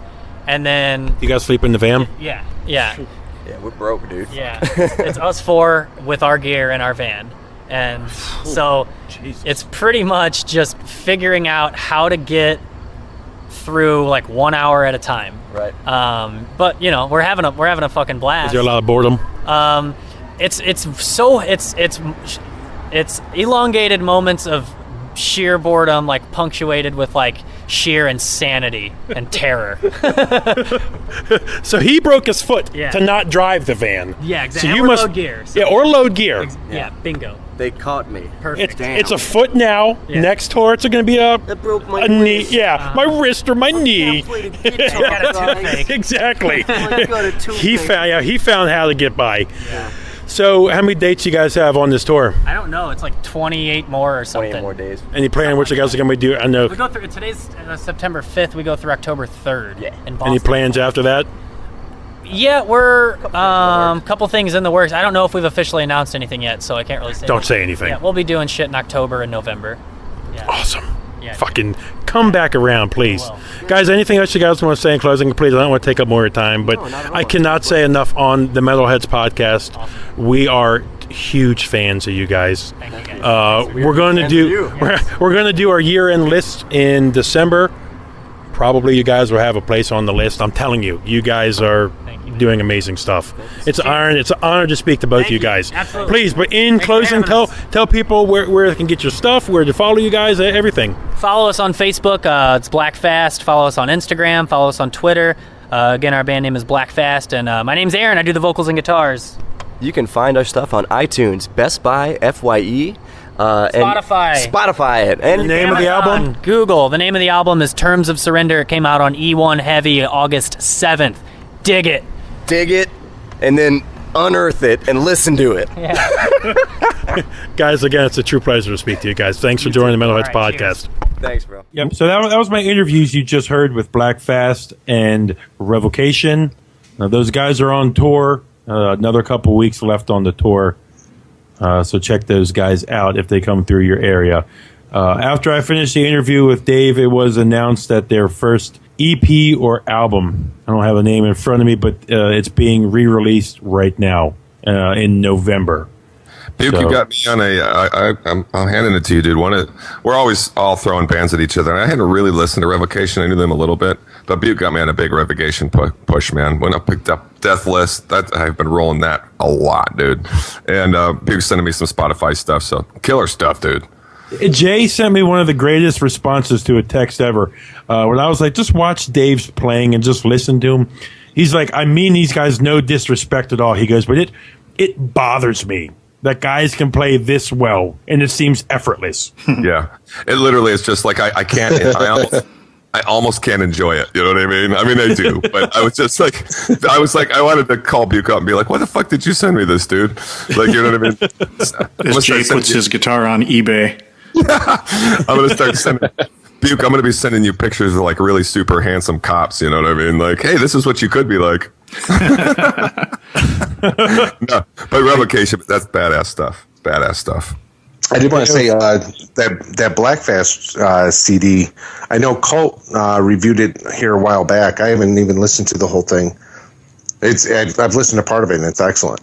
Yeah, I love it. It's really good. Yep, I've seen a couple of interviews with Dave Davidson from Revocation. The dude is super intelligent. Dude, he went to school, and his focus was in polyrhythm, like time signatures and rhythm and beats is in this guy's head. He's kind of like Stephen Hawking, but he can walk around and doesn't have ALS, and he's a genius like that. Cool. Yeah, it's like I said, I've heard him speak a couple of times, and just the first time I saw an interview with Revocation, it sold me on the band. I was a band after that, but I'm like, I love seeing people like that represent metal that are that intelligent, because there's a lot of intelligent people in metal, at least I find. So it's and some that aren't. Somebody like Dave that does. Oh yeah, there's always idiots, but they're everywhere. But in general, I think metalheads tend to be a little bit more intelligent, Buke excluded. I don't help that. Was waiting for somebody to say that. Yeah, I don't help. Brings down the average. Exactly. Bring down Buke, yes, exactly, George. It's all right. We love it. Let's slice into some news.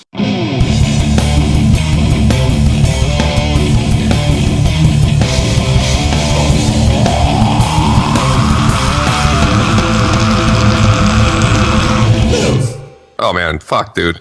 Did you have to put this first? I know. I was just going to say, wow, let's go and have a silly little news intro, and then go right into the sad news that bolt thrower drummer Martin "Kitty" Kearns died the other day in his sleep at the age of 38. The fuck? As of yet, I haven't heard anything about the cause of death. No. Reading the article that the press release about it, they said that the band said the day before he wasn't feeling well, and he went to bed, and then he just never woke up. So, yeah, our condolences to Bolt Thrower and Martin's family, and it's just a devastating loss, and we're distraught. And he was a great drummer too. Not to just focus on that, but he was a great drummer, dude. Like, I really like Bolt Thrower. I mean, I don't listen to him a lot, to be perfectly blunt, but I've got a couple Bolt Thrower releases. I put him on. You know what I mean? He was a good drummer, man. We love those guys. Why did we talk to Jay? Why? I don't even know. Hey, that's all right, Jay. I'm not a huge Bolt Thrower fan either. I like some of their stuff, but Colt is a big fan of Bolt Thrower. He did a tribute to him on the site, a Skullfuck tribute, like back in December. So it's a big long thing if anybody wants to look at it. Right on. Just like Buke, I got into him because of the Warhammer 40K stuff. You know what I mean? Like, really, like, I was like, look at these fucking covers, dude. Jay, did you know that when they first started, they were actually signed to Games Workshop's label? No. Yeah, that was messed up. Games Workshop put out their first albums. I didn't even know Games Workshop had a fucking label, dude. They didn't. Exactly. I didn't either. Yeah, I remember that. I was like, I had copies of the original albums, and they it said had a little Games Workshop logo on there, and I was like, man, that's messed up.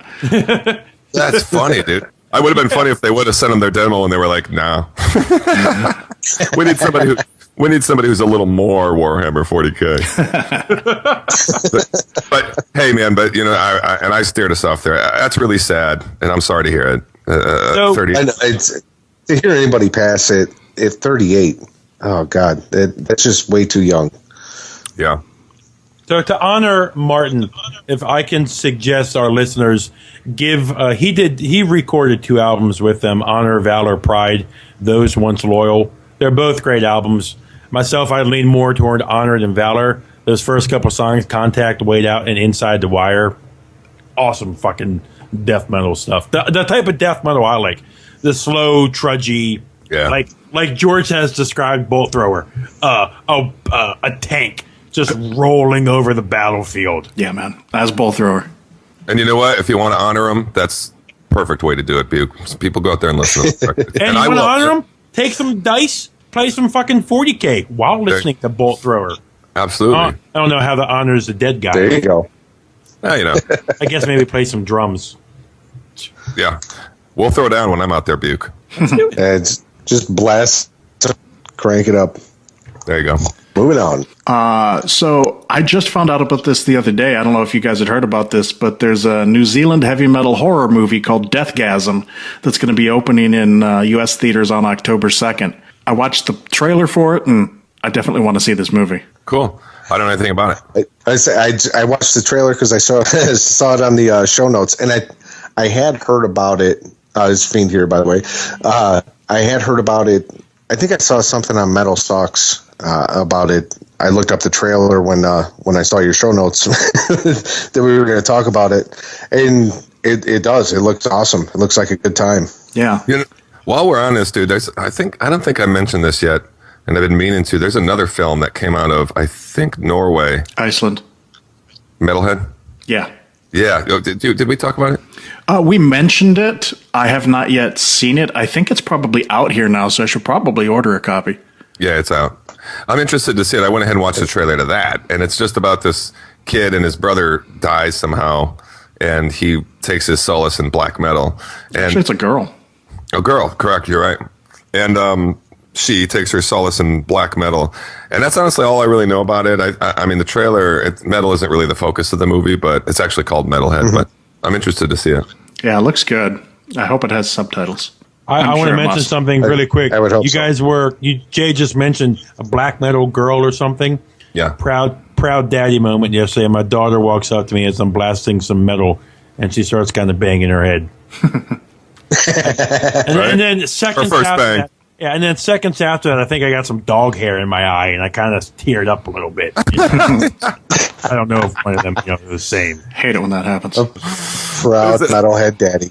Yeah. So I saw this next story, and I don't know what the hell is going on. Cynic breaks up again, and then back, but then they're not. It's like, I don't know, maybe they were like, hey, Morbid Angel had a lot of fun with this. Let's see what we can do. Dude, you know what? Exactly. Their career is just a series of long hiatuses. So, I mean, like, really, and it seems to me they've broken up like 6 times. Well, they announced that they broke up, and then a couple days later, I saw they were playing some festival. I'm like, okay, which is it? A good offer, I guess. I guess. Well, I looked into it.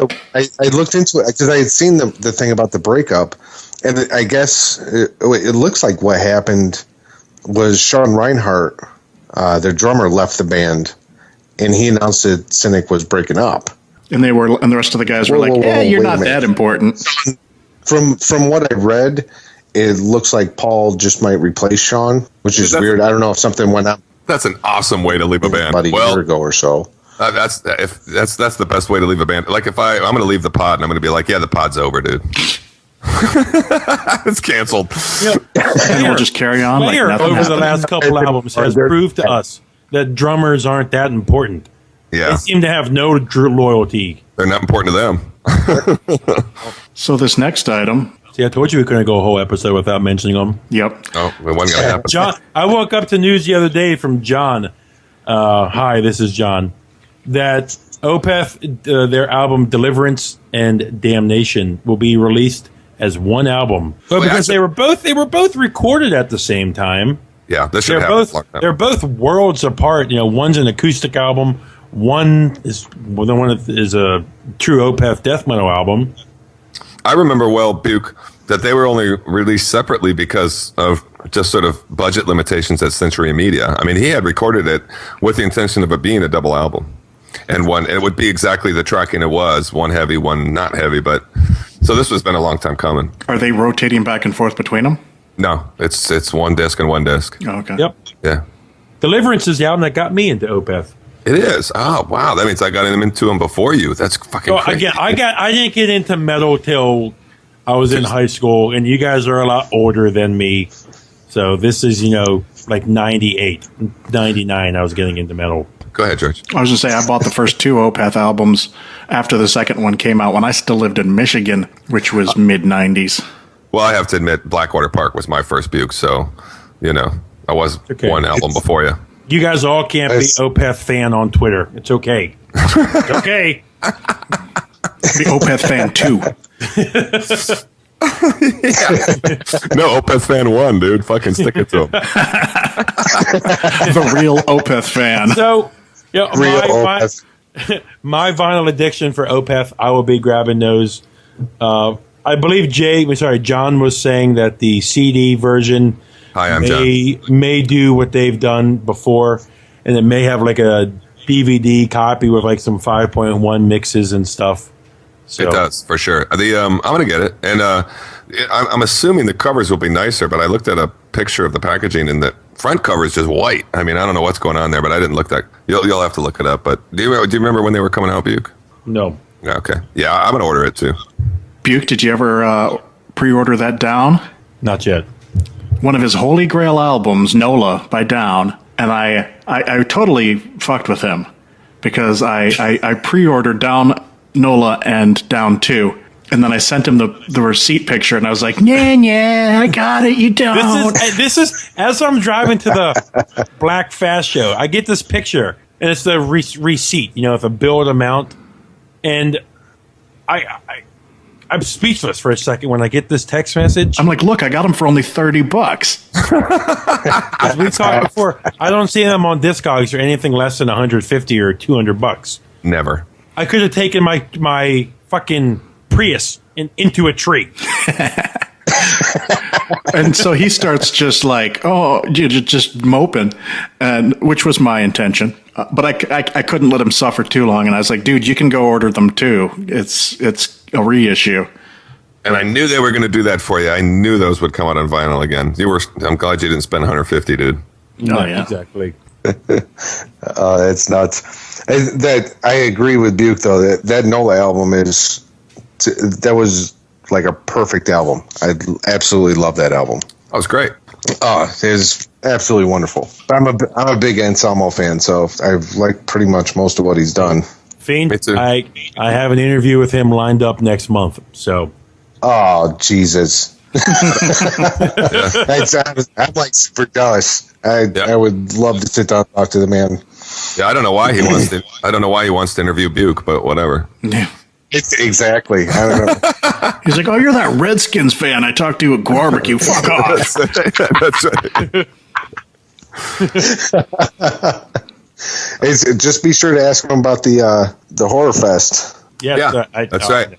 I got to get to that at some point. The Opeth Damnation Deliverance box set is to be released October 30th. Yeah, nice October- choice. Yes. Just for Halloween. There you go. So Grave has a new album coming out called Out of Respect for the Dead, which is due on October 16th. And they're streaming 2 new songs from the album. I don't know if anybody else has checked them out, but I thought they sounded pretty good. I didn't hear the second one. I heard Redeemed Through Hate. Mm-hmm. And I thought it was pretty good. Pretty good old school Swedish death metal. That's Grave. That is Grave. So, but no, it's very good. I'll be checking out the album when it comes out. Sweet. I read a good quote from somebody in Terrorizer recently, and I don't fucking remember who it is. So maybe it's Grave, but they were talking about. They said there's more old school German death metal in Sweden now than there is in Germany, which might be true, dude. Never know. Never know. It probably is. I'm really excited about this next one, George. Have you seen this commercial? There's a Geico commercial where they're like in this company's break room, and this guy's microwaving his food.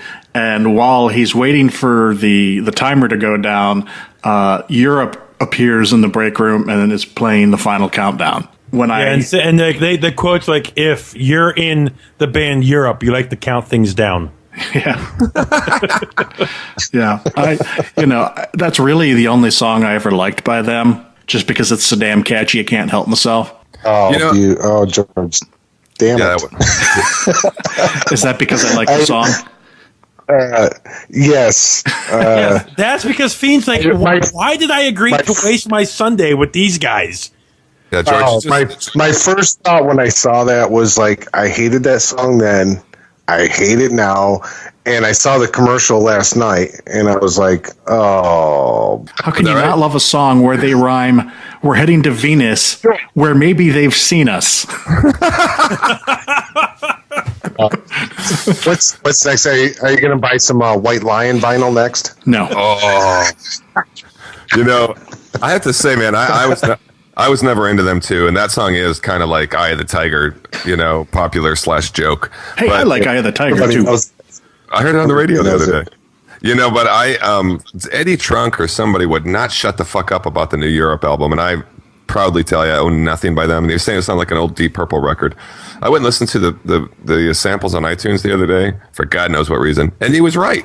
It's like this bluesy hard rock, somewhere between Whitesnake, old Whitesnake, and Deep Purple. Yeah, they headlined the M3 festival that I went to earlier this year.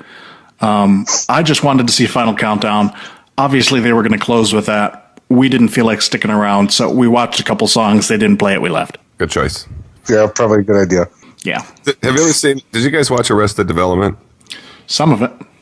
The guy Job, who was a magician, always did his magic to that song, and it was just so fucking cheesy, dude. It was wonderful. But you'd have to watch the show. It's so 80s. It's not even funny. Well, you know what's even worse than Europe is Metallica teaming with Budweiser and Labatt in Canada for limited edition Metallica beer. I'm like, why didn't you just call it limited edition Metallica piss? I mean, I'm sure Buke will drink it because that's a step up from Coors Light. But I tell you guys this. I drink Bud Lights and stuff like that because right now, like Will always says, Buke, tell me what you're drinking. Right now I'm drinking a Southern Tier Mocha coffee and chocolate stout. You can't sit here and drink plenty of these, okay? When you drink Bud Light or Coors Light, since they go down like water, you can drink a bunch, okay? why do you have to drink a bunch? Why don't you just drink a few good ones? I have to agree with you. They'll mess you up just as much. I've been drinking. I've been a Bud Light fan. I've drank Bud Light since I was too young to say on the air. Yes, same thing. Exactly. It's one of those. If I want to have more than a few, then I go for Bud Light. If I'm just going to have a couple of beers, I'm a Guinness man. I love Guinness. Good job. See, Fiend, that's why we're fucking hooking up. That's right. Exactly. Stick with me. I'll take it. And I will defend it. Now, Budweiser, regular Budweiser, gives me a headache. It's awful. And them putting out a Metallica beer is fitting because I'll never drink it. You see what happens, guys? You see how Fiend shut both you guys down? That's because he has intelligence. He has book smarts. It's because that's why you can never shut us down.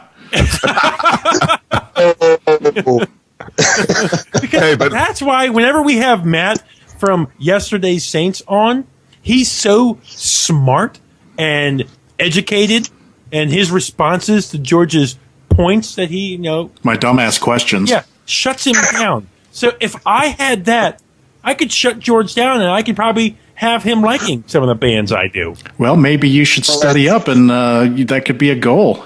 Well, I tell you what, Buke, just start sending me the show notes from now on. I'll just make notes for you. Be your ghostwriter, dude. That's awesome. Everything he reads will be stunted. Well, George, what I think of and he'll say them all wrong because he won't be able to pronounce it. Immensely. I found this a very. I wrote yesterday. Sure. Hey, I don't know about you two, but I found this record monotonous. Yeah. I would like. I was just about going. I would love, Fiend being a published author. I can only imagine him listening to that mid-year podcast when I said monotony. He probably wanted to take a fork and jab it in his ears. He was probably like me. Probably thought you were talking about Black Sabbath. Only one Tony. That's right, monotone. Yeah, I forgot about that. Someone who's 32 and lived in America his whole life cannot butcher the English language this bad. Well, they shouldn't be able to. You should be able to get fined for it. You're a testament to the education system in this country. There ought to be a law. No No Buke left behind. Yep, no Buke left behind. Hey, so George, also going along with this questionable beer is they've also made some trucks. They got these big Metallica beer trucks. But I have to say, dude, if this is based on, or they're doing this because they're closing some big stadium there. They're playing the last show at some stadium. And Labatt's Blue is okay. So if it's Labatt's, you know what I mean? They could do okay. Some of that Labatt's beer is pretty good. Yeah, I'm a little conflicted about whether to get some to put in with the heavy metal beer collection here in the bar. Yeah. Well, you can wait and find out who's really brewing it. I would get the Labatt's one, but yeah, leave the Budweiser alone. I don't know if we can get the Labatt's one here, though. It might just be in Canada. I see. I might have. I don't know, because I'm I lived in like Buffalo, New York for years and years, and like Labatt's is huge there. Well, it's available, but I mean, I think maybe they were only doing Metallica Labatt's for Canada. In America, you get the Budweiser. Gotcha. But who knows? You know, if I see it in Labatt's, I'll definitely get that. I'm going to take this next one because I think I knew this. Actually, I'm only just now noticing this was part of the script. You know, I mean, last week I was all up Paul Stanley's butt. Sure. Because he's an asshole. But then there's this. Yeah. The Kiss has more gold records than any other American band. 30 of them. That's nuts. That's crazy. It doesn't surprise me, but it surprised me. You know. That's why Gene Simmons is so cocky. It is. Yeah. So if you've seen that video, I can't stand those guys, but I did know this, and they've had the most for many years. I mean, even when they had 25 or whatever, you know what I mean. So yeah, it's crazy, dude. But you know, it's just like I was looking at like the top selling artists list of all time. This has been a while back now, but you'd be surprised at some who like Jethro Tull is way up there, dude. You know what I mean? Like there are people who have just consistently sold, and like Rush probably has a gazillion gold records, kind of thing. Mm-hmm. Yeah. I was just say, Rush has got to be up there. They're probably like number one in Canada. Can't be anybody else. But 30, crazy, dude. I mean, can you go gold once, right? So, I mean, there's multi-platinum, but there's only one. That means 30 of their records, 30 of their individual albums have sold 500,000 copies or more. Yep. So actually, they've dropped. What is the number now? Because it's lower now. Oh, did they change it because nobody can hit it? Yep. Oh, yeah, that's funny. I'll look it up. It's lower now. It might even be like 250? You might be shocked. Yeah. No. Dude. It's more like Sweden where it's like 50. Yeah, which it is, something like that, yeah. Huh. I'll find out. Well, while you're looking that up, let me take a moment to take America to task. I had one thing that I expected of you last week. One fucking thing I asked you to do. What was that? You got to start stuff like this with citizens of Earth. I like that you're taking America to task. You're a good man. What I'm talking about here is the fact that Iron Maiden's The Book of Souls did not debut at number 1. Oh, it did. Not in our country, but in 24 other countries that are not quite as lame as the United States of America. We only made it to number 4 on Billboard. And who was above that? At number 2 was Five Dick Punch, whatever the fuck you call them. They were number 1. No, they were number 2. Five Finger Death Punch. I thought they were number 1. I read that Five Finger Death Punch number 1. Not the first week. Not the first week? Okay. No, there was some rap thing. I can't remember the name of it. Let me see. But George, this is something that guys, this is something we spoke about before. Iron Maiden are and will always be one of the greatest bands in heavy metal. But I used this term before. Middle America gets behind bands like Five Finger Death Punch. Yeah. Oh, absolutely. Middle America hears their songs on FM radio. Yeah, and in America. And in the States here, and these are the songs, George, that are spoon-fed to them. It's a life. It's so weird. It's a life we're not even living, dude. You know what I mean? Like I am aware of what you're saying, Buke, but I'm so unaware of how that can be true and how it's happening and that it is even happening. This is not on the four of us here. This is not on our radar. But I talk to a lot of people at work, and you know, whenever music comes up and they say they listen to heavy metal, they're mentioning these bands that are spoon-fed to them. Tase them, dude. Fucking tase them next time. Because you know what the thing is, guys. Most people who, like Jay, we can apply this with video games, or Fiend, you can apply this with horror. if it's not in a fancy video game trailer, Yeah. if it's not in a movie trailer that shows up on YouTube, you don't scratch the surface and dig a little deeper. You know, I was listening to an interview with Dave Windorf in a source that will be unmentioned, but Metal Sucks podcast. Metal Sucks podcast. So in the interview, Dave referred to that stuff as what he calls merch metal. You know, which is like it's really built around a big merchandising campaign. You know, and it's basically the Hot Topic bands. Yep. You know what it is, guys? You know what also it is, too? And I hear this so much from talking to a lot of kids through the years. They want their music, and this doesn't really apply to Maiden because you can hear what they're saying, but they want their music. They want their music heavy, but they want to have a clean, safe heavy. Yeah. You know what I'm trying to say with that, guys? Kind of like you or I, if we were to scream, but you're just kind of getting your anger out a little bit, but it's safe. Yeah, and it's super hyper produced, and it's It's super. It sounds perfect. Yeah. It's like all the band members look good. You know, and again, I have nothing against these guys. I'm not saying they're doing anything wrong at all. I like some of their older stuff. Yeah, exactly. I can't sit here and say it's bad stuff. It's just. It's a shame that Iron Maiden cannot debut. It breaks our hearts, but I've got the list here in front of me. Number 1 was a band called The Weeknd with Beauty Behind the Madness. Number 2, Five Finger Death Punch, Got Your Six. Number 3, Travis Scott and Rodeo. Number 4, Iron Maiden, The Book of Souls. You know, I do have to add one thing to this though, and that was that, and I'm not making this up. Our bass player, Sergey, had asked me, I was going to Best Buy one day, and he was like, hey, dude, can you get me, there was a limited edition Maiden single / t-shirt thing that came out, and they didn't have it, and then I called him like after the release, and I was like, did you get the record yet? And he said he could not find it in stock in any Best Buy. He had to buy it from Best Buy in New Jersey. Jeez. And part of the problem here might be the choice of the number of physical copies they choose to print these days, because you'll notice that the story in Blabbermouth was like, it was the equivalent of, you'll have to look at the story. They actually refer to it now as like equivalent copies. They don't, that's hard to explain, but what I mean is the total sales of digital downloads, whatever. But I'm thinking if there had been more physical copies available, maybe more people would have bought it. You guys want a perfect example of middle America, you know, air quotes again. How, you know, FM radio, if they play hard rock or metal, you're always hearing Enter Sandman. Wherever I May Roam.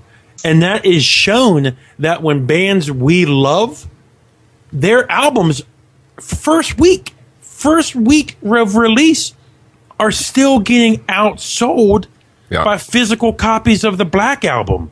The Black Album still sells almost 2,000 to 3,000 copies a week. Yeah.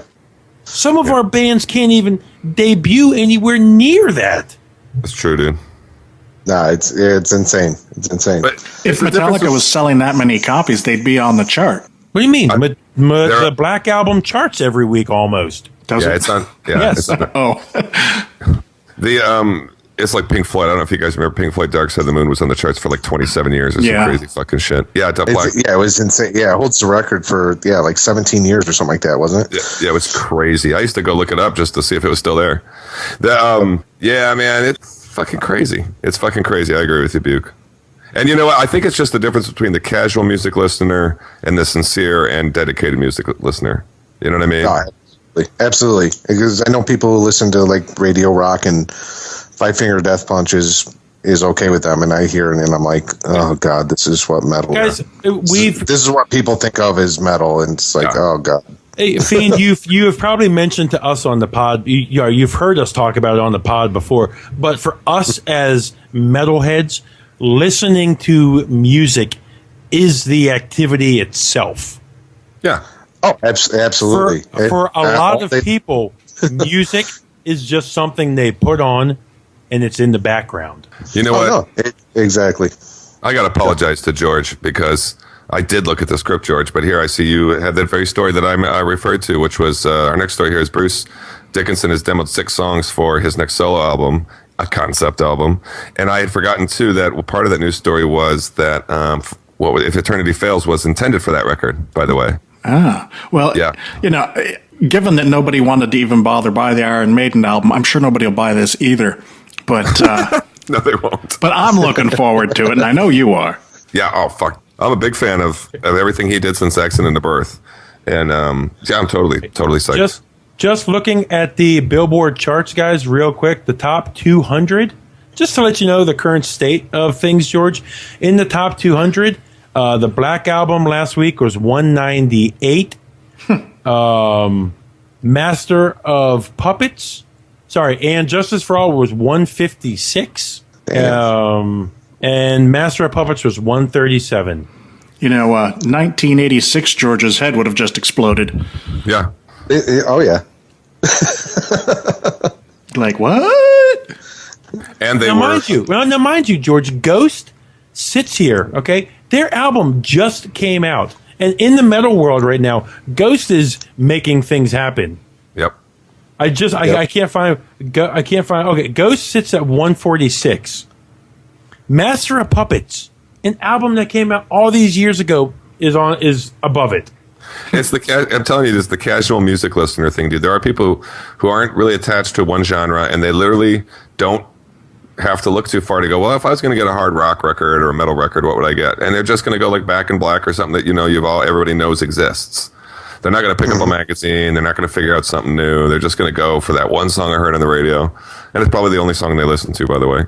So, which I don't mean to be a prick, but yeah, it's kind of it's sad. It makes me sad. It kind of amazes me how little people actually know about metal. I mean, I understand that you wouldn't know like the more obscure bands, but I would think like everybody by now knows who Metallica is and stuff like that. When I was in Seattle, we stayed with one of my wife's friends, and Barb had mentioned that we do the podcast. And I was like, yeah, it's a heavy metal podcast. And she's just like, what's heavy metal about? What are some bands? And she didn't know anybody. yeah. I think she had maybe heard of Metallica, but, she didn't know anything at all about metal. What? And no concept of very different kinds of metal. It was all the same to her. But it almost makes you wonder, George, these music services, your Pandora, your iTunes, your Spotify, of course, your radio or satellite radio, if you go in and you type in metal, it's not going to be deep cuts. No. It's going to be you're not even probably going to get like Disposable Heroes. You're going to get Wherever I May Roam. You're going to get Unforgiven. Yeah. Oh, you know what? I'm so glad you mentioned Disposable Heroes, because I sent you guys pictures this week, as you know, and we're collecting pictures of us with bands for an unnamed project right now, or maybe it can be named. But in any case, and George is making a decoupage. What the hell is that? I just hit you with a word you don't know. Well, I kind of figured it was a word that you were just completely butchering, but yeah. Decoupage. A decoupage is pictures cut out and glued on like poster board. That's a decoupage. Yeah. Oh, I thought that'd be like a collage. It's what the rest of us would call a collage. Yeah. Where was I here? So I sent these boys pictures of me with Metallica, because I met Metallica backstage one time. It's a long story. One of the things I did do was request Disposable Heroes, and I'm telling you, they played it. It was awesome, and they even said, "We don't play this one a lot." Shit, I even have the live show on tape, dude. Oh, awesome! I love the lyrics of that fucking song. It's one of my favorites on the record. Yeah. That is one of my favorites on that. And one of my favorites that I've only heard them, I've seen Metallica a bunch of times. Dyer's Eve off of yes. And Justice for All is one of my favorite all-time songs. And I've seen them. I saw a YouTube clip where they played it live, and they've only done it a couple of times. They don't play it live very often. That's criminal. That's been my favorite song since Yeah, George won't shut up about that one. George is always like, every time he gets a chance to say Dyer's Eve, he's like, Dyer's every Eve. time, Dyer's Eve. It gets a little monotonous. Honestly, it's the epitome of what a good Metallica song should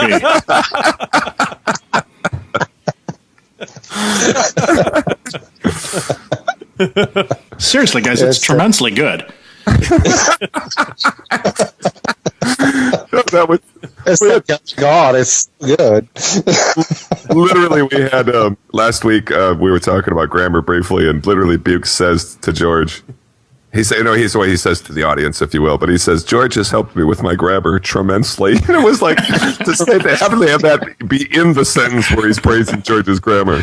It was so funny, dude. Well, he helped him with his grammar, not his enunciation. It's the new thing. There's song mashups, now there's word mashups. Yeah. Come on, give us a new one, Buke. Dude, I can't. I don't have any. It just comes naturally. But Yeah. George did one a couple episodes back, and I wish I could right. say it now.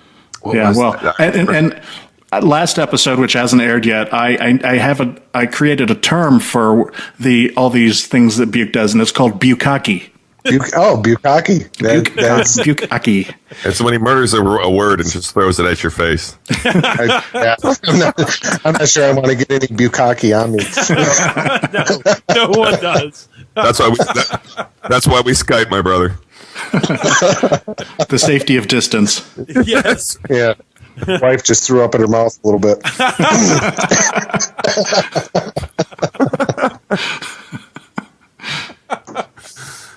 All right, moving on.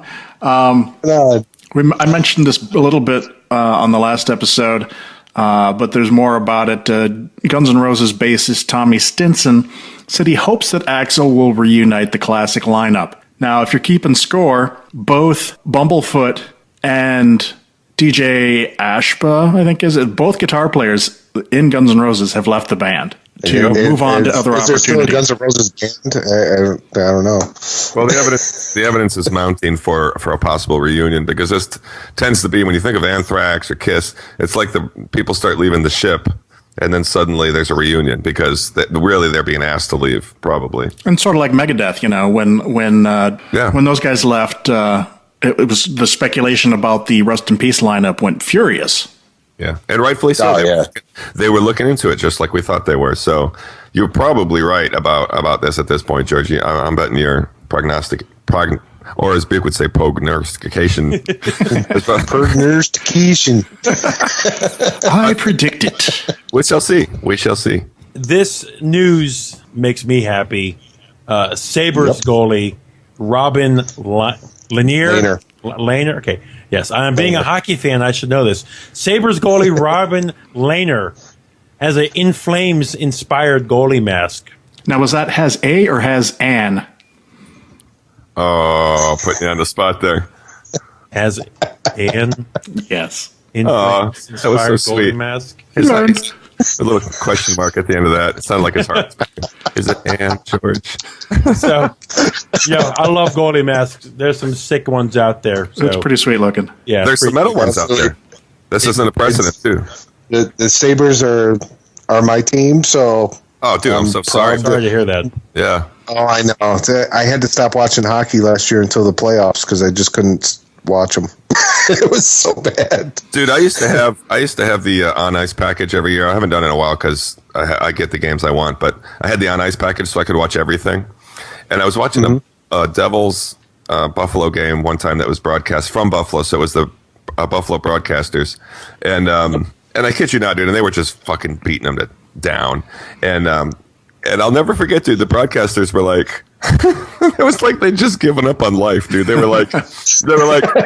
I swear to God, they were like, wow, these guys are just really, really punishing us tonight. You know what I mean? They were sort of like praising the other team at some point. It's like, there's only so much you can do when your team's that bad. Well, if you're Rick Jenneret and always been disappointed every year, you really have no hope for anything anymore.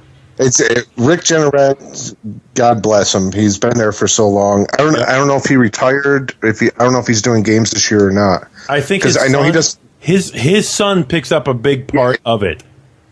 Yeah, because he doesn't do the road trips anymore. No, but his one of the best voices in sports broadcasting. Just love the guy. Where Mama hides the cookies. Where Mama hides the cookies. Yep. Oh God, he's got so many of them. Hey, you But guys yeah, have that game match made me very so happy. things could take off. Yeah, we'll see. Hopefully. It's speaking of hockey. I see it was Ovi's birthday the other day. Yeah. For you Washington Capitals fans, Yep. Buke. Hey, baby. All right, what's next? So I was glad to hear that a grand jury has indicted the piece of shit Jesse Leroy Matthew Jr. in the killing of Morgan Harrington. If you recall, Morgan Harrington went missing after attending a Metallica show in Virginia. I believe it was. I think it was down by Virginia Tech. I think. It sure was. Oh, that's right. Yeah, I think it. No, I don't know if it was in Virginia. The guy was from Virginia Tech. So the show might have been from in Jersey. Anyway. Yeah. Regardless, Metallica got involved with the search for, and They were literally out there looking for him. no, they were supporting it, and I think they put up a reward money and things like that, trying to help out. And unfortunately, eventually they did find her body, and for a while it was pretty cold. But then this piece of shit killed somebody else, and they sort of tracked him back. He's already indicted for another murder. Yes. Oh, I hadn't heard this. And so they managed to tie him to this one as well. And so hopefully they throw the fucking book at this guy because he's a piece of shit. I had not heard any of this, so yeah, I hope they do, man. I mean, there's a few of those stories every once in a while. Somebody goes missing on the way home from a metal show, or unfortunately it's a car accident or something. But yeah, it's terrible, dude. Because was he like a rapist, George? I guess is the thing. Or Yeah. Okay, I'm sorry to hear that. Exactly. I was glad they indicted him, and I think they indicted him. I was watching a little news piece on it because he's already indicted and on trial for the other murder that he committed. But they're not sure how that trial is going to go because of the evidence against him or something. So that's why they indicted him on this one. They wanted to get the indictment through to make sure that one of them sticks, basically. Sort of like when they had the sniper trials here. They had him in Maryland, D.C., and Virginia, I think, all three. Is that correct, Duke? That's correct, but they knew VA would get it done in quick. Yeah, so but they made sure to bring charges in all those places just to make sure they got him. Yeah. VA, I think, ultimately executed him, but Yeah. And it was in Virginia. This show, by the way, you were right about that. It was actually at Virginia at the university. The show was in the event center or something. Okay. Okay. Why don't we move on to our new releases? This week's new releases, here they are. Spend your hard-earned money now. I know Buke will be checking out this first one. The band Ares Kingdom is releasing a new album called The Unburyable Dead. According to Microsoft Word, unburyable is not a word. Yeah, so I see. Yes. these guys actually contacted me. They contacted you? Yeah, they said, hey, we need an album name that. I'm not. And actually, he was probably trying to tell him it was unbearable, but they just were like, "Fuck it, I think you said unbearable." I have mentioned these guys in the past that whenever you get one of their vinyl records, it's really slick packaging. I recommend if you never heard anything from them. In addition to getting this new album, check out their 2010 release, Incendiary. Hell yeah, good stuff.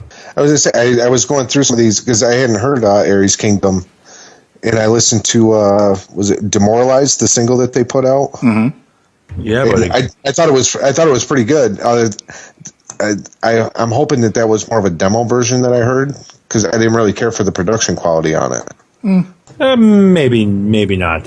Who are they? What label are they on? Well, I mean, they're obviously some little. Are they putting out that shit? It's a small label, I believe. Yeah. Okay. Yeah. This next one I am loving. It's the new My Dying Bride called Feel the Misery. If you remember when we did our most anticipated albums of the year, this was on my list.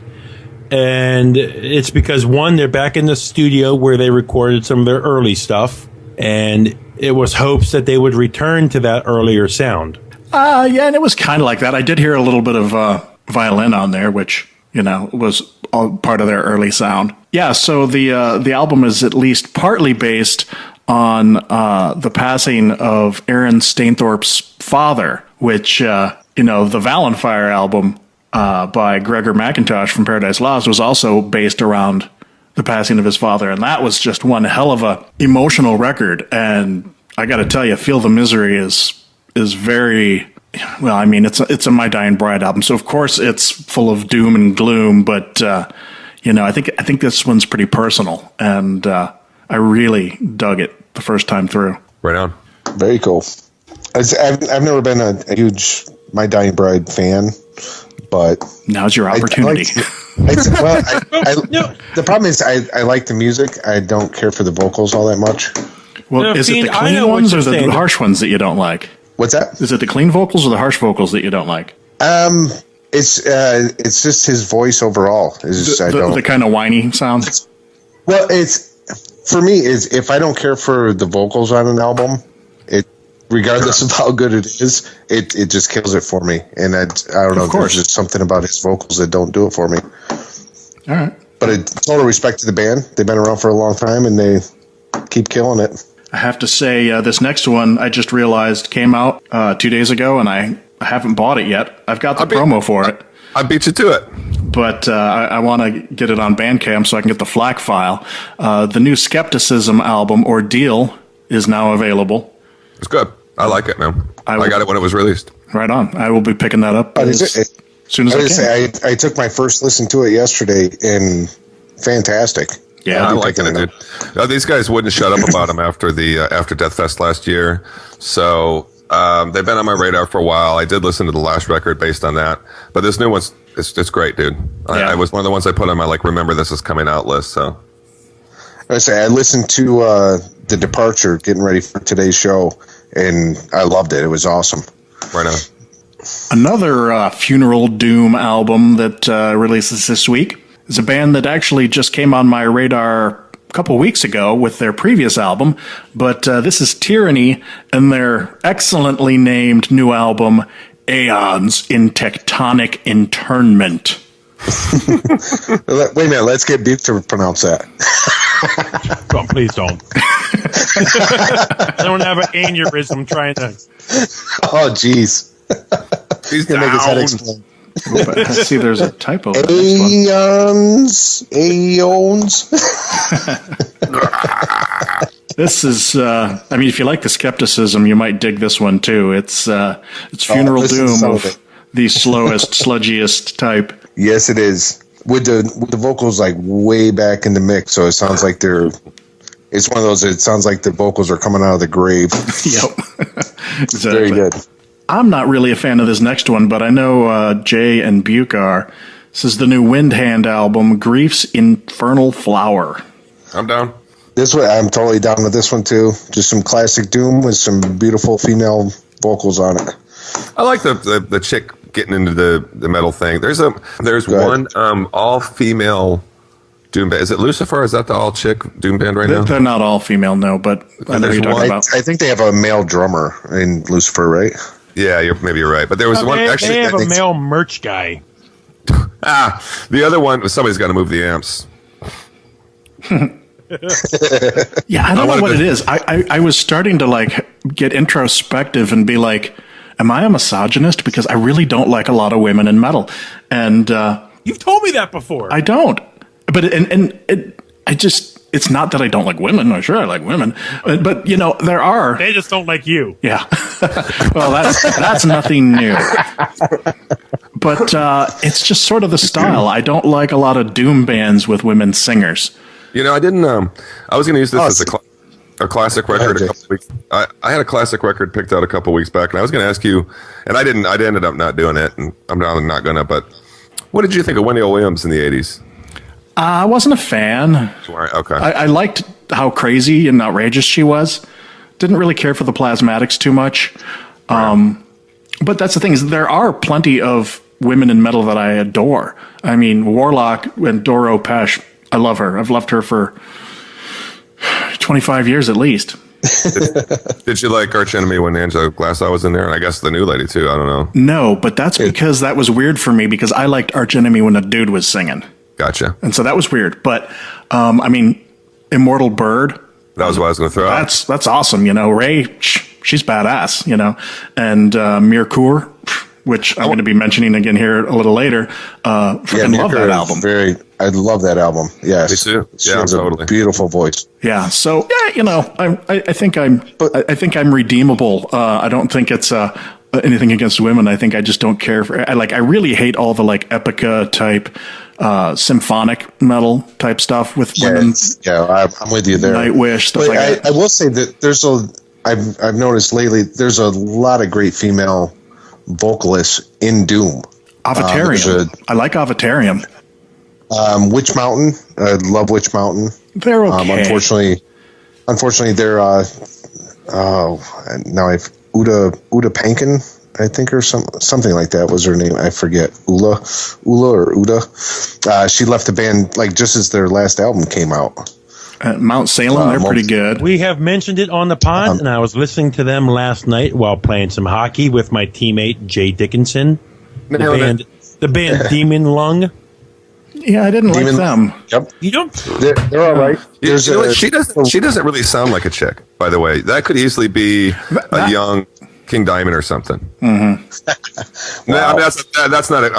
With the lower register of King Diamond. I didn't know that was a chick until I read that was a chick. Person's pretty good. I know Buke likes them. Yes. And also, one I threw out a while back, and I don't know about the whole record, but there was a single by him, and that was this band Rosie Finch, and I really dug this. That wasn't so bad either. Yeah, I dug that. I haven't heard. There's a really good Doom band out of, I think they're from California, called Church. You can find them on Bandcamp. Will was talking about that. Their album is very good, and that's a female vocalist. Will doesn't Very know good what album. he's talking about. That's called throwing some shade out to somebody who can't fucking defend himself. That's nice. It's exactly. Yeah, I would just, next time he hands you a beer, I don't know if you want to drink it. Careful. Might be a little piss in there. Or it could just be a Coors Light. It's hard to tell sometimes. Yeah, that's true. Well, yeah, of course, yeah. All right, our last new release is another Doom album. This is the band Witch Sorrow, and their new album, No Light, Only Fire. I'm looking forward to this one. I remember when their last one came out. It was one of my beach vacation listens, and it was pretty awesome. There's a million. This drives the point home to me, which is, and I've known this for a while, but there's a million genres. They're all successful in their own way, but Doom is the fucking thing right now, dude. That is like the thing that is leading the charge in metal. And I'm not saying it should be. It's just, I think it's because the hipsters can do it. They can get into that. Yeah, it kind of bugs me because I really love Doom, and then you hear people like Godless like talking smack about it, and I feel like defensive, but I can kind of understand why. I'm in my own little secluded metal world most of the time, and I don't realize that there is like a lot of hipster Doom bullshit going on out there that's ridiculous. There's a lot of it coming out now, and I love it too, George. I'm a huge Doom fan. That's what I write to.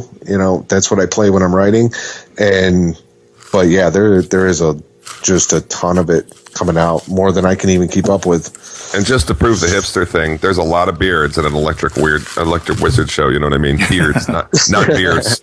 It was the same way. Last time I went to see Mastodon with Clutch, not that long ago, I never saw so many fucking beards in my life, dude. The hipsters are starting to come to us. I was gonna take pictures and send them to the boys, but I didn't. I just saw. Speaking of Clutch and Mastodon, they're coming to Tucson here, I think, next month. I just told Colt we got to go. I love both those. I'm a huge Clutch fan. I love Clutch. Dude, I forgot They're you from were around here. I totally forgot you were in Tucson. Oh yeah, that's right. Yeah, because I'm from there. Yeah, this is your old town, you said, right? Or That's at least correct. for a little while. No, I was there for, I don't know, a while. I mean, a good matter of 5 to 10 years. And I go, my mom's there. I come back every year for holidays and stuff. So, Oh yeah. where do you live? What side of town you on? I'm right. I'm literally right by the airport. The airport's like 5 minutes away from me. Oh, okay, sure. Yeah. Right on. So yeah, it gets a little noisy here at times because you got the airport and the Air Force Base, so you get the jets flying up. Yeah, I used to live out there by the airport too at one point. Down by the river. In a van. In a van. I'm moving us on because we are getting into our top 3, and I'm kind of excited about this. It's Fiend themed. What's your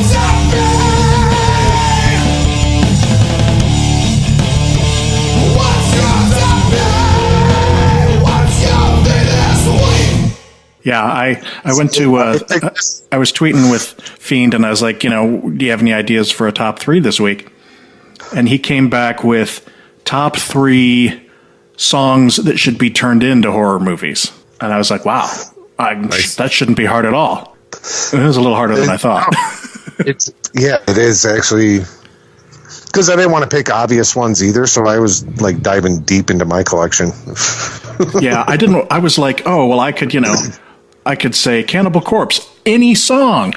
And, Yeah, that was easy. I stayed away from death metal completely.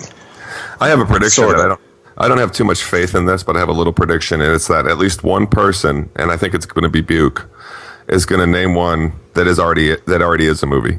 I was like, Among the Living. Totally true. Yeah, or like Phantom of the Opera. We'll see how it goes. Buke's making the face of, gee, thanks for having so much faith in me, Jay.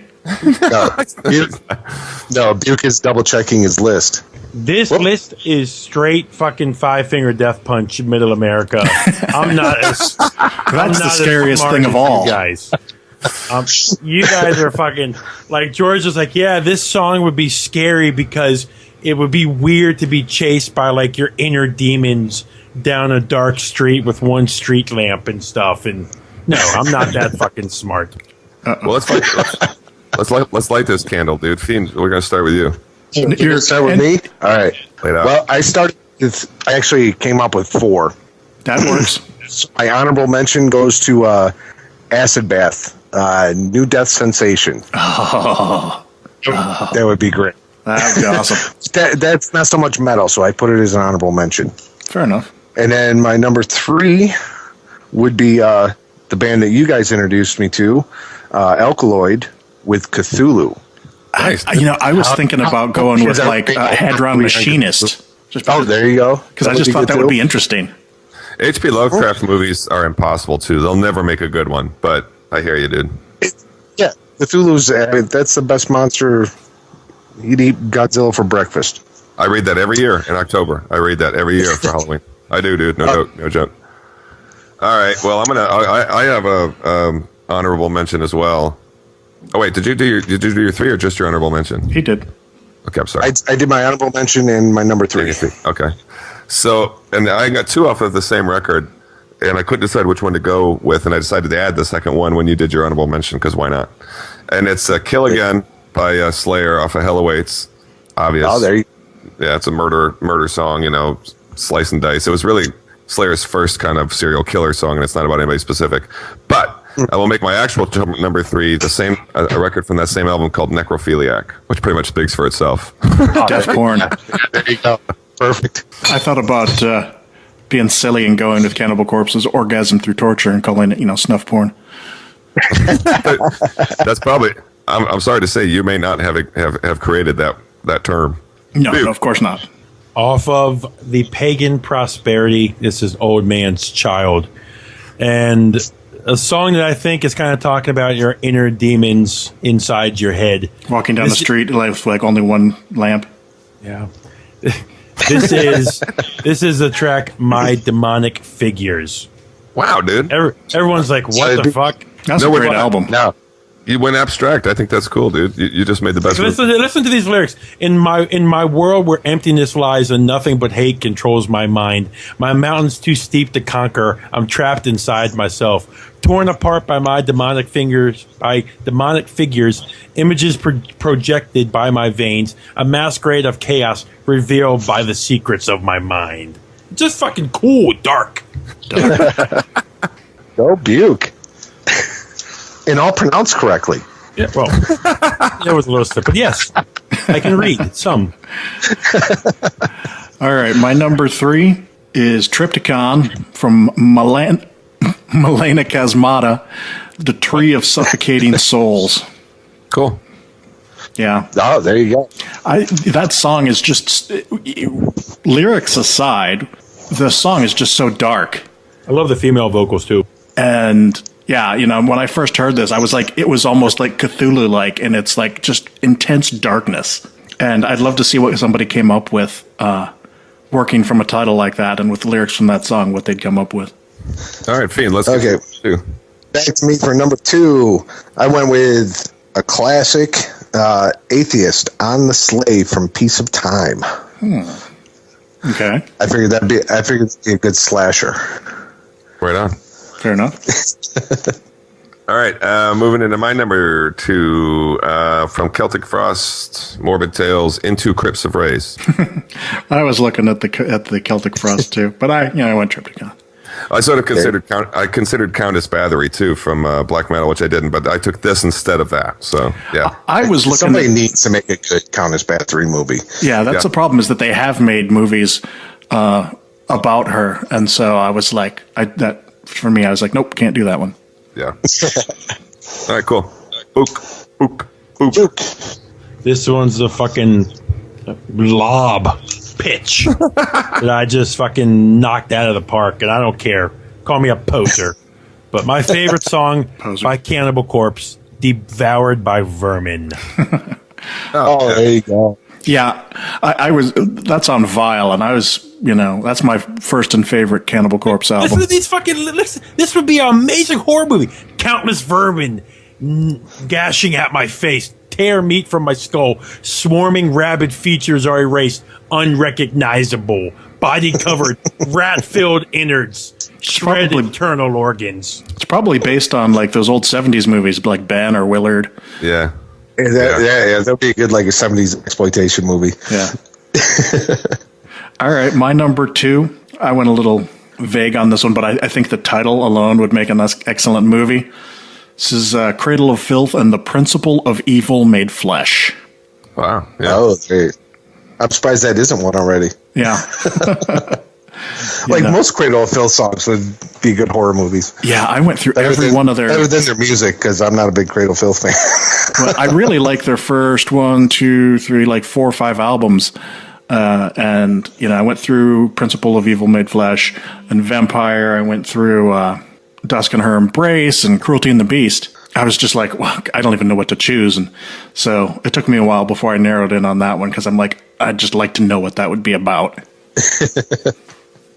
Exactly. All right, Fiend, number 1. Okay. Number 1. I went real old school with some Jeff Waters Annihilator. Alice in Hell. Nice. Oh, In Hell. Yes! I could see Buke smiling from across. I didn't even have to see him to know he was going to freak out about that. I would have loved to have known what that story was going to be. Yeah, oh, exactly. Fucking Fiend. It's got to be. You come in here and you fucking make it. George and Jay, get off the fucking podcast. Yes. You're talking about one. Every time, you can say that. It doesn't even have to be in this top 10. You can just say in this top 3 list, you can just say Alice in Hell, and Buke will fucking freak out like that every time, dude. Love that. Love that fucking band. And I probably have mentioned it so many times, and every time I do mention it, George's like, yeah. I saw them on the tour for Alice in Hell when they opened for Megadeth. So all I can say is been there, done that. I mean, I loved that album when it came out, but the weird thing is, I understand the enthusiasm you have for it, because I had that 25 years ago. It's an awesome, totally underrated album from, would that come out, 88, 89? Yeah. Something like that. I think, yeah. The, Buke, when we did our top 3 Canada bands, you didn't choose them. I was really surprised. That wasn't on your list. I thought I did. You didn't put Annihilator on your Canada list? I looked up Annihilator's Wikipedia page when I was doing this, and just there's like a page of like former members. Yeah. It's been such a rotation through that band. Cool, dude. Well, good choice. All right, Jay, number 1. All right, my number 1 is the title track off of Merciful Fate's Melissa record, because just like Buke always has to say, Opeth, I got to see Merciful Fate.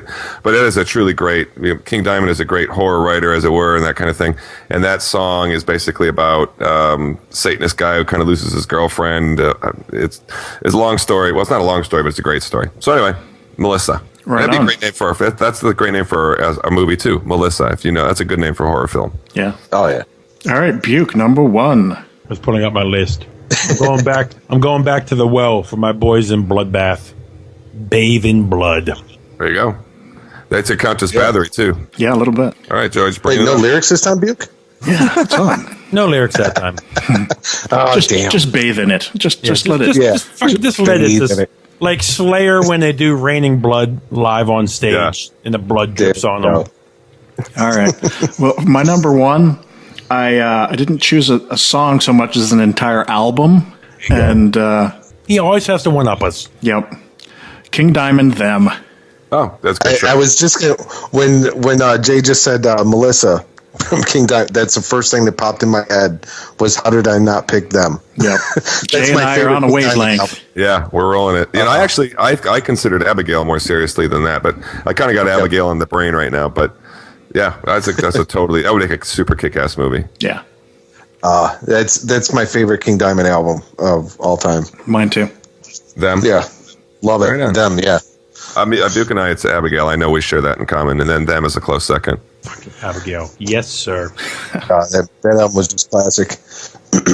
Well, both of those. The Abigail album was pretty awesome, too. Yeah, that's right. Right.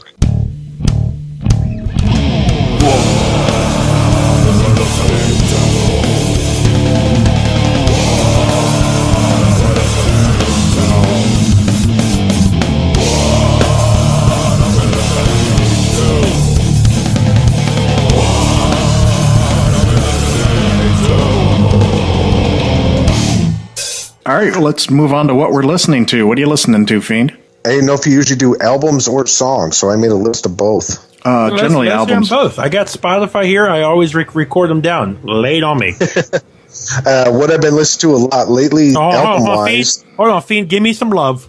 Give me some love. It starts with an A, then an H. Come on. Well, I do have it on my list, Buke. Both of the Glenn Carrick. I've been listening to that a lot. Mm-hmm. By Ahab. Oh, that's yes. good, right? Hey, Fiend, of course, this is the first time we've talked, back and forth, not on, Twitter. When I told you to check out Ahab the first time, did the Giant sink in with you at first, or like George and I have said, did it take a real focused listen to you be like, wow, this is fucking something amazing? I loved it on the first listen through, and I've listened to it easily 100 times since then. It's fucking great. Yeah, it's awesome. Yeah. I actually like the Giant better than both of the Glenn Carrick. Yep. But both of the Glenn Carrick is still good. It's not as funeral doom as they've been in the past. Mm-hmm. Yeah, it's not as focused or something. Yeah. Exactly. Yeah, it's a little. There's a lot more clean vocals on it than on the Giant. My prediction is the 2 albums from now, no harsh vocals. Yeah, it might be a reasonable guess. It might be reasonable. Yeah. As far as other albums, YOB's "Clearing the Path to Ascend." All right, I'll be seeing those guys in November, interviewing them also. Fuck yes, man. Yes. I love that album over and over again, especially while I'm writing and while I've been doing a lot of editing recently, and I just put that one on repeat. I just keep repeating it over and over and over again. What was that? I think that was my number 2 or 3 album of last year. Yeah. I came across it late. I didn't listen to it till the beginning of this year, so I missed it for last year. Otherwise, it would have been in my top 10 easily. I've also been listening to the new Uncle Acid and the Deadbeats, Night Creeper. Dude, I didn't like the first record, and I'm into this new one.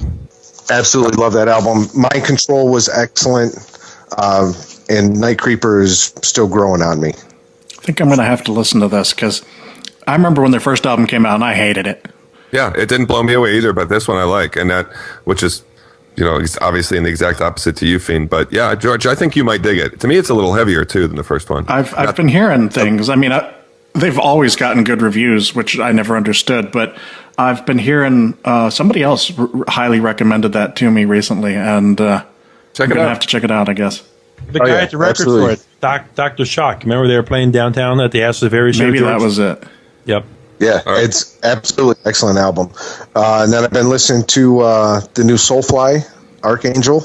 Been listening to that quite a bit. I'm a huge Max Cavalera fan since way back in Sepultura, which was like Sepultura's Rise was like when I got a CD player. That was the first CD that I bought. I remember the first time I listened to that album. I was in high school and I was working at a KFC after school. And I remember I was in the manager's office I was like, whenever I would take my break, I would go in there and like munch down some chicken or something and put on my headphones. And I remember staring at the chicken ingredients on the frickin' shelf, listening to Arise and going, holy shit. It's just like one of those pictures, a snapshot in your brain of like, I hear that album and I see that shelf at that KFC. It's messed up. That is pretty messed up. You might have some issues. You might want to see a psychologist about that or something. Talk to your therapist. And the other album, I just got the other day the new Hate Eternal album, Infernus. Yes. Gotta love a little death metal. That's a good album. And I'm a huge fan of Eric Rutan as a producer. He's done the last few Cannibal Corpse albums. It seems like everything he touches when he produces just comes out sounding so awesome. He did the latest Tombs album. Yeah, he knows how to record death metal like nobody else. He's the new Andy. Awesome. He's the new Andy Sneap. You know what I mean? Is. Like really, he is. Oh, he absolutely. Really is. Yeah. Absolutely. And then some new favorite songs I've been listening to. I've been listening to a brand new Red Fang single called Why, which is actually a Fraggle Rock song. But it's awesome. It's awesome. Oh my, they do so. I love Red Fang, and they do an awesome job on this. I haven't listened to this yet. I have to check that out. Cool. It's on SoundCloud. Okay. All right. Yeah, just look it up there. It's called Why. And then I've been listening to, speaking of female vocals, Oceans of Slumber. The song Solitude is just fantastic. Okay. You can find it that's on SoundCloud, or the whole, it's called Blue. It's just an EP of like 5 songs that's on Bandcamp. It's an excellent little EP. Beautiful vocals from the singer there. So I have to check that out. It sounds familiar, but I can't place it. Yep, Oceans of Slumber. They just signed with Century Media Records, so look for probably a full length for them coming pretty soon. Sweet. Yeah, it's a very like bluesy doom. I think they're from like New Orleans, so you get kind of that New Orleans flavor in there. Oh, it's fantastic. I've been spinning it a lot lately. And then Pucifer, however you pronounce it. Yeah. Song Grand Canyon off their new album, Money Shot. That's a good song, by the way. Yeah, I like that song. I love that song. Oh, it's excellent. Yeah, the title track, Money Shot, is spinning exclusively on Rolling Stone. If you go on the website there's an interview with Maynard and the exclusive Money Shot, the title song, which it's more of a techno song, so I didn't care for it as much. The Pucifer stuff is real hit and fucking miss, dude. That's all I was going to say, but I do like that song. I went and checked it out when I heard it was up. New Tool. Yeah, give it up, you know what I mean? But well, what he talks about that in the interview, Maynard does. He said, basically, he's like, I can't write lyrics to music I don't have yet. He was kind of calling out the band. He was like literally, that was like the first time that he sort of sounded like, I'd like to know where it is too, is kind of what he was saying. And which is weird because it's kind of in contrast to what I've heard come from like Danny Carey and Adam Jones that seem like got music written. So I don't know what's going on there, but Tool's one of my all-time favorites. So I'll wait for him for another 10 years if I have to. I've also been listening to Orchid, the new Orchid, Sign of the Witch. Yeah, big fan of them. Big Orchid fan. I mean, they're basically, Black Sabbath era, like early 70s Sabbath, if you've ever heard Orchid. Oh, yeah. I've also been I went back to Steve Von Till's acoustic album. Nice. In Your Wings that album just blows me away. I love it. Agreed. Yeah, I gave it a 5 out of 5 rating. So. Oh, you know what? Actually, I have to give you a hats off. I got that because of you, bro. That's right. I was just thinking that. It's like, that's right. He was actually the one that recommended that. That's right. Yeah, and I was like, I didn't even know it was out, and I went out and got it, and I completely forgot about that. It was on my listening list a couple months back. Yeah, it's so good. So I spin that every once in a while because I love it. Right on. Yeah. But it's like No, that's like the 5 I've been listening to lately. Who's next? Jay? Hey, bring it up. All right. My list is not super long, but I've been spinning that new Slayer. I feel pretty friendly with that. George, I'll be honest with you, I wasn't in a hurry to listen to it, but George was like, "No, it's pretty good, dude." So I put it on, and I'm enjoying it. Yeah, that's good. Yep, I like it. I have a feeling this is going to may well be on Buke's list as well, but it's that Demon Lung record has come back into circulation with me. I had listened to it about 2 months ago, and I was going to mention that the reason it did was I read an interview with them in Terrorizer recently. No, it wasn't even an interview. It was just a review of the record, and it is based on a 70s, I think it's from the 70s, low grade classic horror film called. It's like basically Dracula spelled backwards. And then with an A after the D, and so that's why Demon Lung's record is called A Dracula, because it's that, and it's based on this movie. I couldn't believe it when I heard it was based on this movie, because I felt like I'm the only one who ever saw this fucking movie. That's funny because I haven't seen it either. while I'm not, I'll send you a link on Twitter or something, dude. while I'm not into the whole like Twilight vampire thing, I do like the classic horror movies. And about a year or two ago, I was going through and picking up all the old Dracula movies. The Hammer horror stuff. All the Hammer stuff, yeah, all the Christopher Lee, and This is basically like a Hammer flick. and I got some pretty obscure vampire and Frankenstein movies, and I'm surprised I didn't see that one. I'll put a thing up on my tweet about it because it's worth watching. I've been listening to the new Satan record. We got that as a promo. Listened to it a couple of times. Bell Witch is back in with me again, and I've been listening to Mercure record. I don't know if you put that on yours, George. And honestly, I still haven't stopped listening to Cretus. Yeah, good stuff. That's basically what we got going on right now. Buke. We just got to you, Buke. Sorry, my wife needed me to kill a spider about the size of her fucking hand. This thing was fucking massive. If that had a song, that would have been my number one today. Itsy Bitsy Spider by Buke. Okay. Boris the Spider just made it on the. My number one song today is Itsy Bitsy Spider. Okay. So what are you listening to? What I'm listening to. This one, I'm going to use the word album of the year and contender. All right. This is from a band called A Flourishing Scourge, and their album As Beauty Fades Away. Okay, I'm putting They're it in. a band from Seattle. It's a progressive death metal band in the vein of Opeth. They just released a 4-track album, again, As Beauty Fades Away. Fans of Opeth, fans of that style. John sent this to me yesterday when I woke up. I've already listened to it like 4 or 5 times. What the fuck, John? Where's my copy? Pretty amazing. Yeah. What the hell? Somebody send it to me. I know. Jeez. Thanks, Just John. like Opeth. So this is a content. And John and I, before we had met in person, shared Wild Run as our mid-year best of so far. So him and I are on the fucking, we're like blood brothers. We're matching up. So. Yeah. I saw you posted something about that last night, and I was trying to listen to it while Barb and I were watching a movie, and I got yelled at to turn it off, so I forgot to come back and check that out, so I will do that. Yep. I'm still hooked on the Twitching Tongues. The album comes out. Oh, dude, I didn't put that in my list. I'm listening to it too, Buke. Sorry, I didn't mean to interrupt you, but you turned me on to that, and that's a good record. And one more one more Doom band. I'm trying to pull up my list. Hold on, my friends. Before Stephanie came here with this fucking spider, I was all together. Now I'm all fucking shaken up with some stupid spider. Okay, this is my other one I'm listening to this week. This album came out in 2001. This is from Doom band Before the Rain, and this is their album One Day Less. All right. I haven't heard them in a while.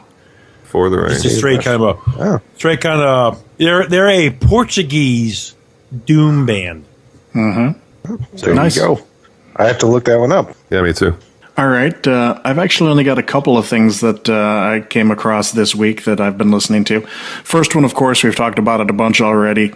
I've been listening to the crap out of the new Mercure album, M. Just loving that thing. It's good, right? Oh, yeah, so good. She has a beautiful voice. Yeah. She does, Oh, dude. God. Yeah. I'm not as keen on her harsh vocals, but they're not bad, in the context of the rest of the music. And then, I mean, the contrast between those harsh vocals and her clean vocals are just amazing. Oh, absolutely. And did you see or did you hear the acapella version of? Oh, she did a cover of somebody's song. I did not hear it, whatever it was. Where is it? Where did you hear it? I'll find it here. Where did you get it? I saw it's up on YouTube. I know. Mercure. Yeah, did you see she was like recording her vocals like in a crypt? Yeah, there's a video on her Facebook page, and they literally went down to a crypt and recorded some of the vocals from the record. She's so cool. Oh wow, She's pretty fucking cool, dude. She is kind of cool. Here it is. She did a cover of a Bathory song. Song to Haul Up High. Oh my God, I have to look that. it up. I love that song. Look it up on YouTube because it's not on the album, but it's an all a cappella version, and it's it's beautiful. Oh, I'm all over that. Cool. Yeah, it's excellent. All right, I've got two others. This is one. It's not out yet. I've got the promo for it, and I've been trying to push it on Buke and on Jay. It's the new Void of Sleep album called New World Order. This is it's kind of doom. It's mostly doom, really. I know Void of Sleep. I didn't know they had a new album coming out. Yep. I don't know the release date, but I would expect shortly would be the release date on that. Yeah. And I'm loving that a lot. I like their previous one. I forget what their last album was called. It was very good. Yes, it was very good. And this last one is one that should be no surprise, but I just found out that it was out. This is from Joel Violette. And Violetta. And his side project called Oak Ash Thorn. And it's an EP called Coffee, Ale, and Southumbrian Tales. And it's an acoustic EP of like maritime folky stuff. And it's pretty cool. Sweet. Oh, definitely have to look that one up. Sounds interesting. Yeah, if you like any of the like acoustic or clean Throssenblatt stuff, then you probably like this because it's along those same lines. George, can I go back and mention one other album I skipped? Fuck yeah. Go ahead, Buke. Okay, I just want to give this a mention. One of our listeners, Rick R. Bonin on Twitter. He's a great loyal listener. RBONNIN89. He tweeted us a avant-garde pagan black metal type of band. This is the band Burial Shrouds. Sorry, no, the song is Burial Shrouds. The album, I don't even know how to fucking say this band's name, but Shivyar. Spell it. SIVYJ space YAR. Yeah, good luck with that one. I think I've heard of them. Is it kind of Viking-y, folky? Yeah, I've heard of cool them. stuff. He sent us to us yesterday. I checked it out. Really cool stuff there too. I'll have to give that a listen. I've heard some of their earlier stuff. It was good.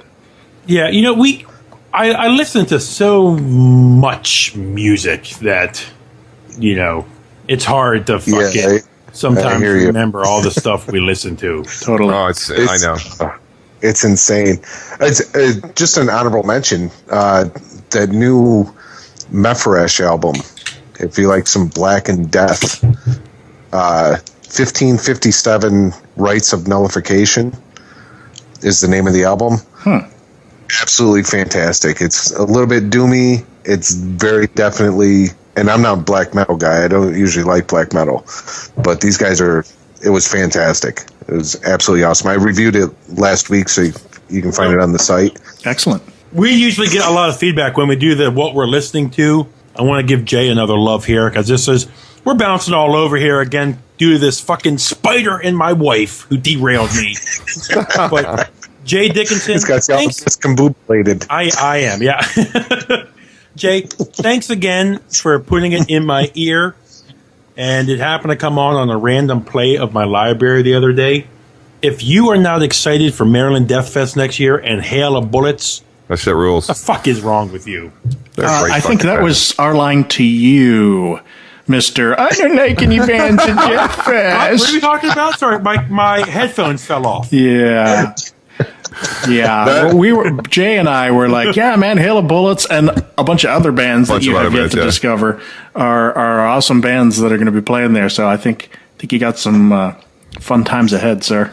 It's gonna be bitching. They are one of my top 3 most anticipated bands there, though. That's how much I like those guys. And it's to the best of my knowledge, I don't know that they've played the States before. I really don't know if they have. Yeah. So I'm like fucking killer stuff. Yeah, if you don't know them, Fiend, check them out. Hail of Bullets, good stuff. Nope, that's new to me. I gotta check them out. Yeah, it's sort of like a Nazi-based, like World War II metal. It's think of Sabaton, but harder and better. Yeah, that's a perfect way to And put not it. cheap. Harder and better. Well, it's, Right. it's what's his name, the singer from Asphyx. Yeah, it's a bit of a Oh, okay. super group type thing.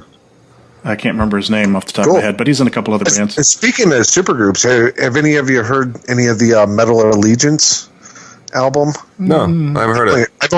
I've only heard like one track off of it, but it's Alex Skolnick from yeah. Testament, Right. and I think it's just kind of a myriad of different artists that he's guesting with.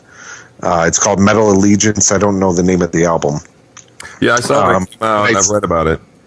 Yeah, I just heard a song that they did with Randy Blythe from Lamb of God, and It's it actually was fantastic. the self-titled album. Randy Self-titled? Bly is in it. It's Randy Troy Bly, Saunders y'all. is in Don't you listen? Phil Anselmo is on it. Chuck Billy I was gonna is on say, it. yeah, there's a bunch of different guests. I know it's Alex's project, Alex Skolnick's project. I didn't know Troy Sanders was on it. That's cool. Heavy metal, it's kind of a- heavy metal, black metal man himself, like we talked about last episode, George. Matt Heffy is Heafy. on this. Heafy. I never cared for Trivium, and I heard they got a new album coming out. Yeah. And you're really not going to care for him now, dude. Even worse, huh? Yeah, it's I've just never been able to get into them. well, they went off the rails, dude. Yeah. They're basically Okay. Can you believe the ADD guy is going to pull this together? Classic Nailing album. Where are our fucking Oh. classic?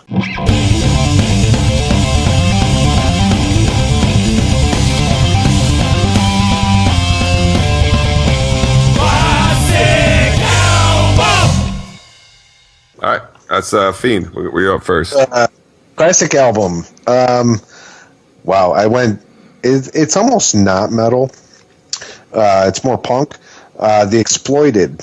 Let's Start a War, said Maggie one day. and the reason I picked this one is when I first got this album, I was like a teenager when I got this. This is from like 82, 3, somewhere around there.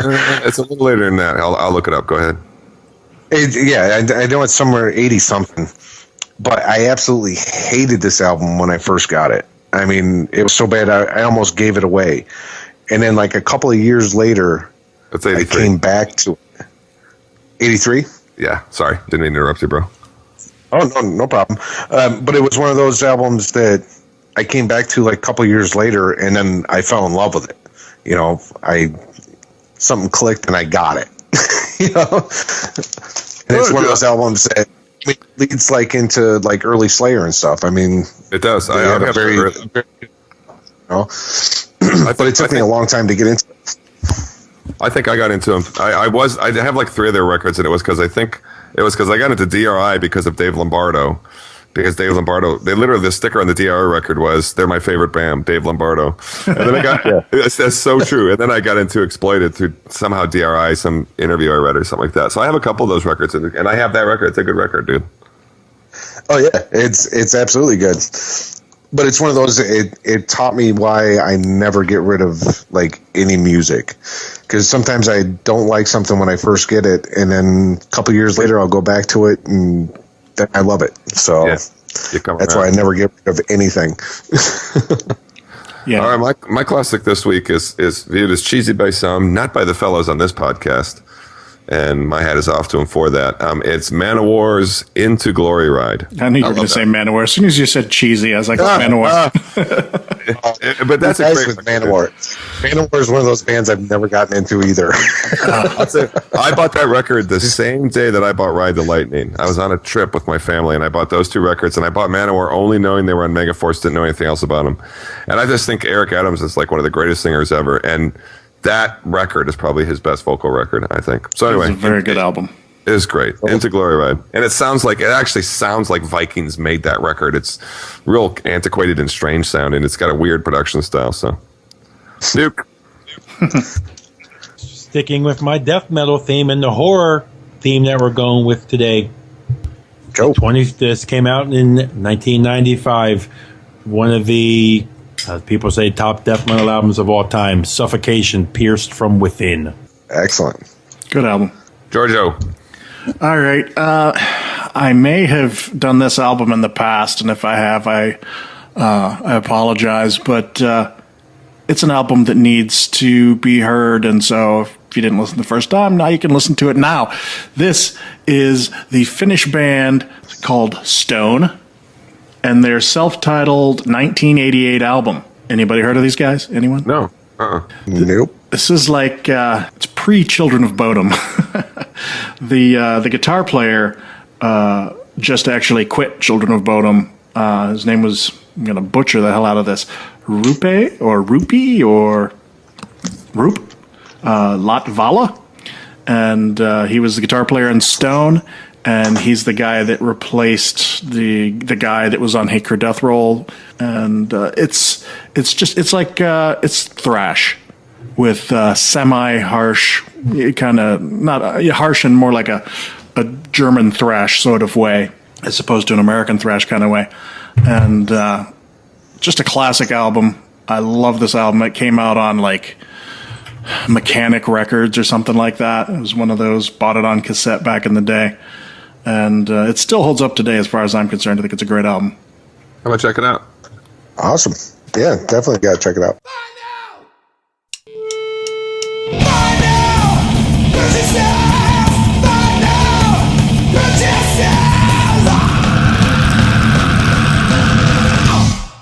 Let's do our vinyl purchase. Do you buy vinyl, by the way, Fiend? I'm not a vinyl guy. Okay, well, you can, do regular purchases. I'll just listen. Fair enough. This is our vinyl I'll be like purchase. Buke here. Yeah.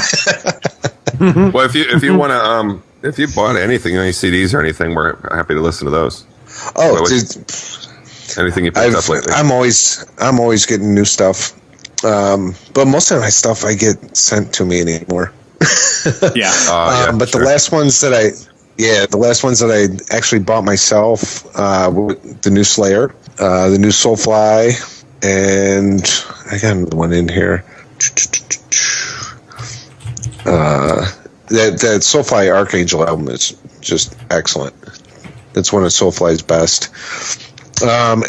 Kronos. It's a death metal band out of, I think they're from Greece or Italy. The Perihelion guys were talking about them. Yeah, it's, Arisen New Era is their new album, and it's just damn good death metal around it. It's themed around Greek mythology, but it's absolutely excellent. And I think they've only got a couple albums out. So for anybody who hasn't heard of Kronos, With a K. check them out. Kronos with a K, just like the Greek god or the Greek Titan. I think Kronos was a Titan. Yes. All right, Jay. I'm dying here. Jay, right. What do you got? Not too much. Picked up just a few vinyls this week, or since the last time we spoke. And ironically, one of those was King Diamond Them. Just got that on vinyl. Oh, there you go. I got Deep Purple Made in Japan because I still didn't have that for some stupid fucking reason on vinyl. I picked up In Rock also, Deep Purple In Rock on vinyl. And finally, I got the 180 gram reissue of UFO's Lights Out. Excellent. So pretty light week this week, and not too much just straight on metal, but got to get that Deep Purple collection going. So. Oh, yeah. Buke, what do you got? I don't know if I gave him a shout out and mentioned these specifics, but Neutrino from Infera picked up a couple vinyls for me. One of my favorite bands, 3 Inches of Blood, picked up Here Waits Thy Doom, and he picked up Battle Cry under winter sun for me. And I picked up, and you also picked up Elder Lore. Elder's a good band. I like those guys a lot. Yes, Doom. And he also picked up Sentenced Frozen. Nice. And I finally found it in the store yesterday. I got the new Slayer Repentless on vinyl. Loving that album still. It's going to be a while before I see mine. I think they said January. Yeah, but you're waiting for the special color and stuff. Yeah. Believe me, I think you have enough albums in your collection to hold you off. Yeah. All right, well, I only have 2 this week. It was kind of a slow week. I finally got the vinyl for Immortal Bird's Empress Abscess. Cool. And I completed my vinyl Dark Throne collection with the last one I didn't have, which is Goat Lord. Oh, isn't that awesome? You got them all. All 16. Wow, dude. Nice work. Damn. Yeah, it's been a work in progress. I won't be collecting that. What's that? No. I said I won't be. No. Well, a couple of them just finally got reissued. All right, how about a deep track? Deep tracks. Deep track. I went real deep here with a band that I got introduced to in like junior high. That I don't know if you guys have maybe never heard of. From Seattle, The Accused. Martha Splatterhead? You guys know? Yeah. Martha Splatterhead. Off Martha Splatterhead's Maddest Story Ever Told, Starved to Death. Always loved that song. Those first 2 out, that album and the album before it, More Fun Than an Open Casket Funeral. I love those 2 albums when They I were was great. in 8th, 9th grade. I was like 12, 13 years old and loving those albums. Boy, that is deep. Yeah. Most people don't know The Accused. They're kind of niche market. Mm-hmm. All right, Jay. All right. Jay. I don't even know. I think this is a deep track. I know Buke loves this song, and I fucking love this song. And it's off of Megadeth's Euthanasia, and a song is called Train of Consequences. Oh, yeah. Oh, I love that song. Such a good song, and I don't know that I've heard it referred to a lot. I don't think it was a single, but fuck, that's a great song. Yeah, it is. Yeah, I love that song. Excellent. Buke? Buke. Well, since I'm going to be seeing these guys live next month, and I'm on a big Phil Anselmo kick again, this is from the band Superjoint Ritual. Came out their first album, Use Once and Destroy. These song 4 songs. Just each part of the song is a little bit different, but I fucking love it. I got to see Superjoint live at a club show way back when that first album came out. Loved it. No, Fiend, I tell you, I still think Superjoint, for people of Phil Anselmo, they don't realize what they're missing by not giving it a listen. Oh, absolutely. The show, honestly, that was probably the worst show that I've seen Phil do, though, when I went to see him with Superjoint. Because that's when it was before his back surgery. Yeah, and he was really out of it. Oh, God, he was in so much pain just to try to get up on stage. But how awesome was Hank the Third on stage? Fantastic. I love Hank the Third. I love it. I'm not, I'm a metalhead. I don't listen to a lot of country, but I listen to Hank the Third. Dude, Hank the Third's more metal than you and I. The guy fucking lives metal. Yeah. Oh, Jesus. Yeah. I would love to see one of his shows, because his shows he does in like 3 parts. He does like his old school country, and then his more rockin' tunes, and then the last part of his show is just full on metal. But yeah, I would love to see it one day. But yeah, when I saw Superjoint, like Phil had to stop like in between every single song, and he talked for like 4 or 5 minutes in between each song. And Superjoint songs are only a couple minutes long, most of them anyway. So that was not the best show that I've ever seen. But it was because Phil was in tremendous pain back then. Tremendous pain. Oh, tremendous. He was in tremendous pain. It was Good catch, George. See, the thing is, to me, I'm sitting there like, all right, okay, it sounds fine to me. I agree with George. I'm saying, okay, Fiend, that sounds great. If George wouldn't have said that, right over my dead shit. That wasn't the proper use? No, he was just he used it properly. Oh. And I corrected him with the wrong version. Oh, There you go. George, your deep track. My deep track is it's more of a hard rock than metal song. I'm taking a cue from Buke's deep track last week, going down the hard rock route. I was listening to this album yesterday, and it just sort of occurred to me as I heard this song. I was like, this is my deep track. Right now I'm reading the book, the biography of Freddie Mercury called Mercury. Oh. And so this is Queen from their A Night at the Opera album. And it's the track that I never hear anything about, yet it's my favorite song on the album. It's 39. Don't even know it, but I'll check it out. I didn't say I'd have to look it up. It's deep, man. I'm telling you. It's very deep. Huge album, deep track. It's actually sung, it was written and sung by Brian May as opposed to Freddie Mercury. But they all sing back up on it like they always do because they're such badasses. They were such badasses. I mean, you know, A Night at the Opera, the vocal harmonies on this album are just to die for. They're ridiculous. This song, it has sort of a folky feel to it. It's like, sounds like it's maybe like acoustic. It's jangly, and the lyrics are interesting because it comes across as sort of this like old timey, perhaps pioneering kind of song. And you're thinking 39, like, I don't know, 1939, 1839. But when you read the lyrics and find out what the song is about, it's actually about space pioneers. And you know, Brian May is like an PhD in astrophysics or something. And back here in 1975, he wrote this song basically about, based on Einstein's theory of relativity. And these people get on this ship and they travel far away, you know, at faster than light travel. And when they come back, it's only been a year for them, but everybody they know is dead and gone. And awesome. And you know, it's so much time has passed since they left, and it's only a year for them. And it made me think of that it was actually appropriate for Feind being on, because to me, that's a freaking horror story. Right on. Yeah. You know, it's like that is, and I'm a huge science geek, which you guys probably don't know.